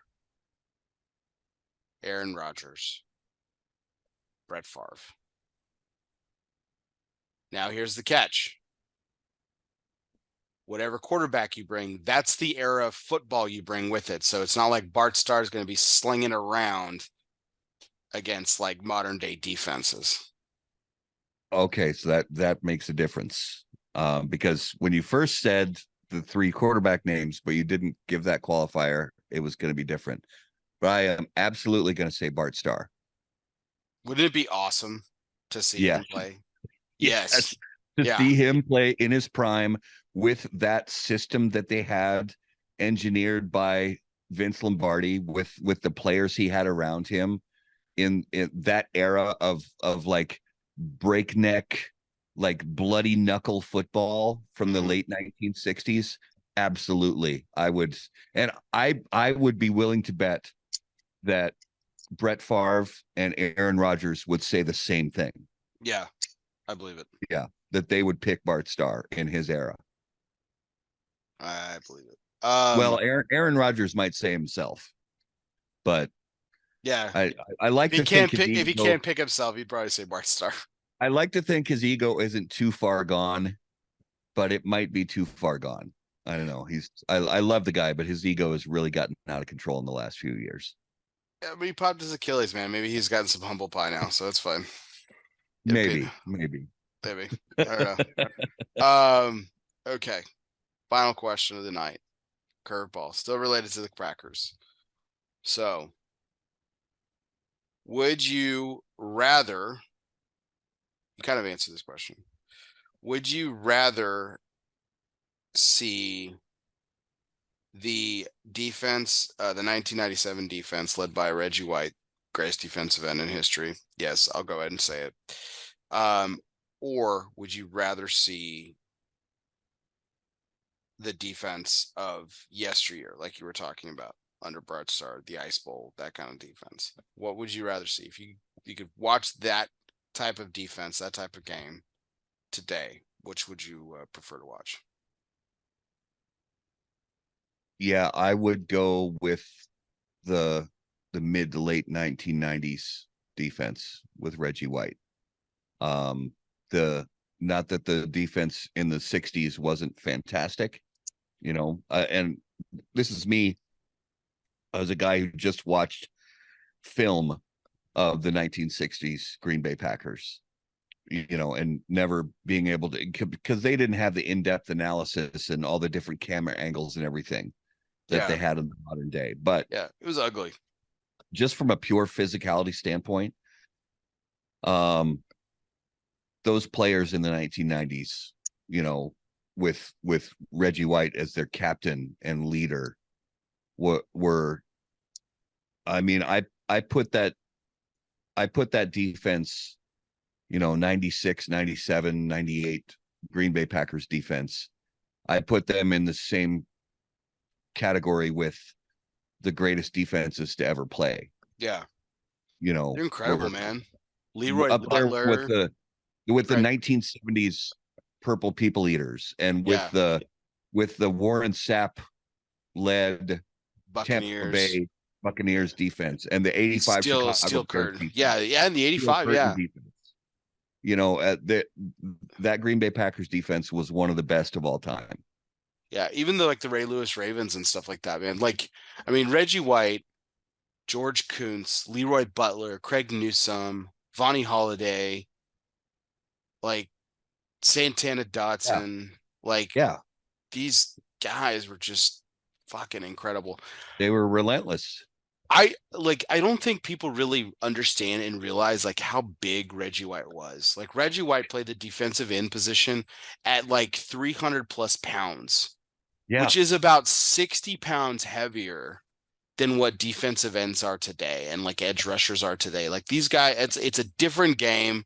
I understand that, but he was a fucking mauler, man. I mean, and he had more speed and endurance than players that were 50 pounds lighter and 3 inches shorter than him. mm-hmm, You know, he 1000%. he had speed that nobody could figure out how to cover him and how to block him, because a guy that big is not supposed to be that fast. Yeah. Yeah, the physicality, the athleticism, the quickness, the speed, and the size is just Yeah. he was just, oh god, he was incredible. He's the reason I'm a Packers fan, because I followed him over from Philadelphia. I was an Eagles fan for a very brief time just because of him. Yeah. And yeah, And that game I went to, I was so grateful. That game I went to watch at Lambeau Field in 1998. I went with my brother and a friend of his. And it was late December. It was pouring down snow showers all day throughout the game. It was the Green Bay Packers versus the Tennessee Oilers. That's the year before they changed to the yeah, Titans. that was the first move. Yeah. Uh-huh. And it was Reggie White's last home game as a Green Bay Packer. Yes, nice, dude. And they won, Wow. and they won the game. And Reggie White took the big, massive flag with the G logo on it and ran around the stadium, ran around the sideline 5 or 6 times after the game was over to say thank you to the fans. Nice. It was incredible. Oh man, what a game to be there for. Fantastic. It was awesome. Awesome, man. It was a noon kickoff, and we got to the parking lot at 4 a.m. And we were 13th or 14th in line to get into the parking lot. We weren't even first in line at 4 a.m. for a 12 p.m. kickoff. Those people are dedicated, man. No shit, man. That's awesome stuff, man. Great. Well, Matt, thank you so much for your time tonight, man. I know that, you just got back in town. I know Sunday nights are for family. You peeling yourself away to make some time for me. And man, I can't thank you enough. What a great opportunity to catch up with you and everything. Just really, really fantastic time. So want to say thank you to our audience as well. Next week, we're going to be celebrating our 6th anniversary here on Los Fumar Takes. I know that Sean Miles is watching with Big Dave from Illusione Cigars, who was actually our guest on an anniversary show last year. So it's great to kind of have full circle with that. So Sean, thanks for letting me know about Big Dave sitting next to you. Can't thank him enough for being our guest on our show last year for the anniversary. So man, what a fantastic time we had with that. That was a great show, and our anniversary is always great. Tim Wong will be back, as he is every year for our anniversary. He was my very first take, so he's on every anniversary. And we welcome back Hector Alfonso. of Espinosa Cigars too, who was actually my third take, believe it or not. So we love bringing back the history here. So we're celebrating 6 years of El Oso Fumar takes. Can't believe it's been 6. Being gonna be crazy. Takes 271 takes. It's unbelievable. Matt, I know you're over 200 now too for your show, man. It's crazy to look back. 200 plus shows, man, for both of us. 400 plus shows, almost 500 shows for the two of us. It's crazy. Grateful for every one of them, brother. Every single one of them. Absolutely. Yeah. Well, thanks to our audience for tuning in. Obviously, appreciate all the likes, shares, and comments. Keep them coming. Check out our Facebook page for a calendar of upcoming guests and so on. Again, next week is our 6th anniversary with Hector Alfonso and Tim Wong. You don't want to miss it. So definitely appreciate all of the time. Appreciate if you guys are listening on YouTube later. Don't forget to hit the subscribe button if you are listening to podcasts, wherever you listen to podcasts, whether that be on Apple Podcasts, Spotify, Google Play, Podbean, iHeartRadio, or wherever you listen to podcasts. Don't forget to hit the download, subscribe, and review buttons. If you already are a subscriber, do me a favor, hit unsubscribe, but don't forget to hit resubscribe because that really helps my numbers. So I can get guests like Matt whenever I want, essentially. So really appreciate all that. Again, we're here live every Sunday night on Facebook Live, 9:30 Central, 10:30 Eastern. You definitely don't want to miss next week's anniversary show for sure. And we got some more great guests coming up for the rest of November and into December. So you definitely want to stay tuned. So for everyone out there, guys, this was our 270th take live from the Alec Bradley Lone Star studio of Azle, Texas. I'm Bear Duplessis. And guess what, everybody? He's Matt Ty, and we'll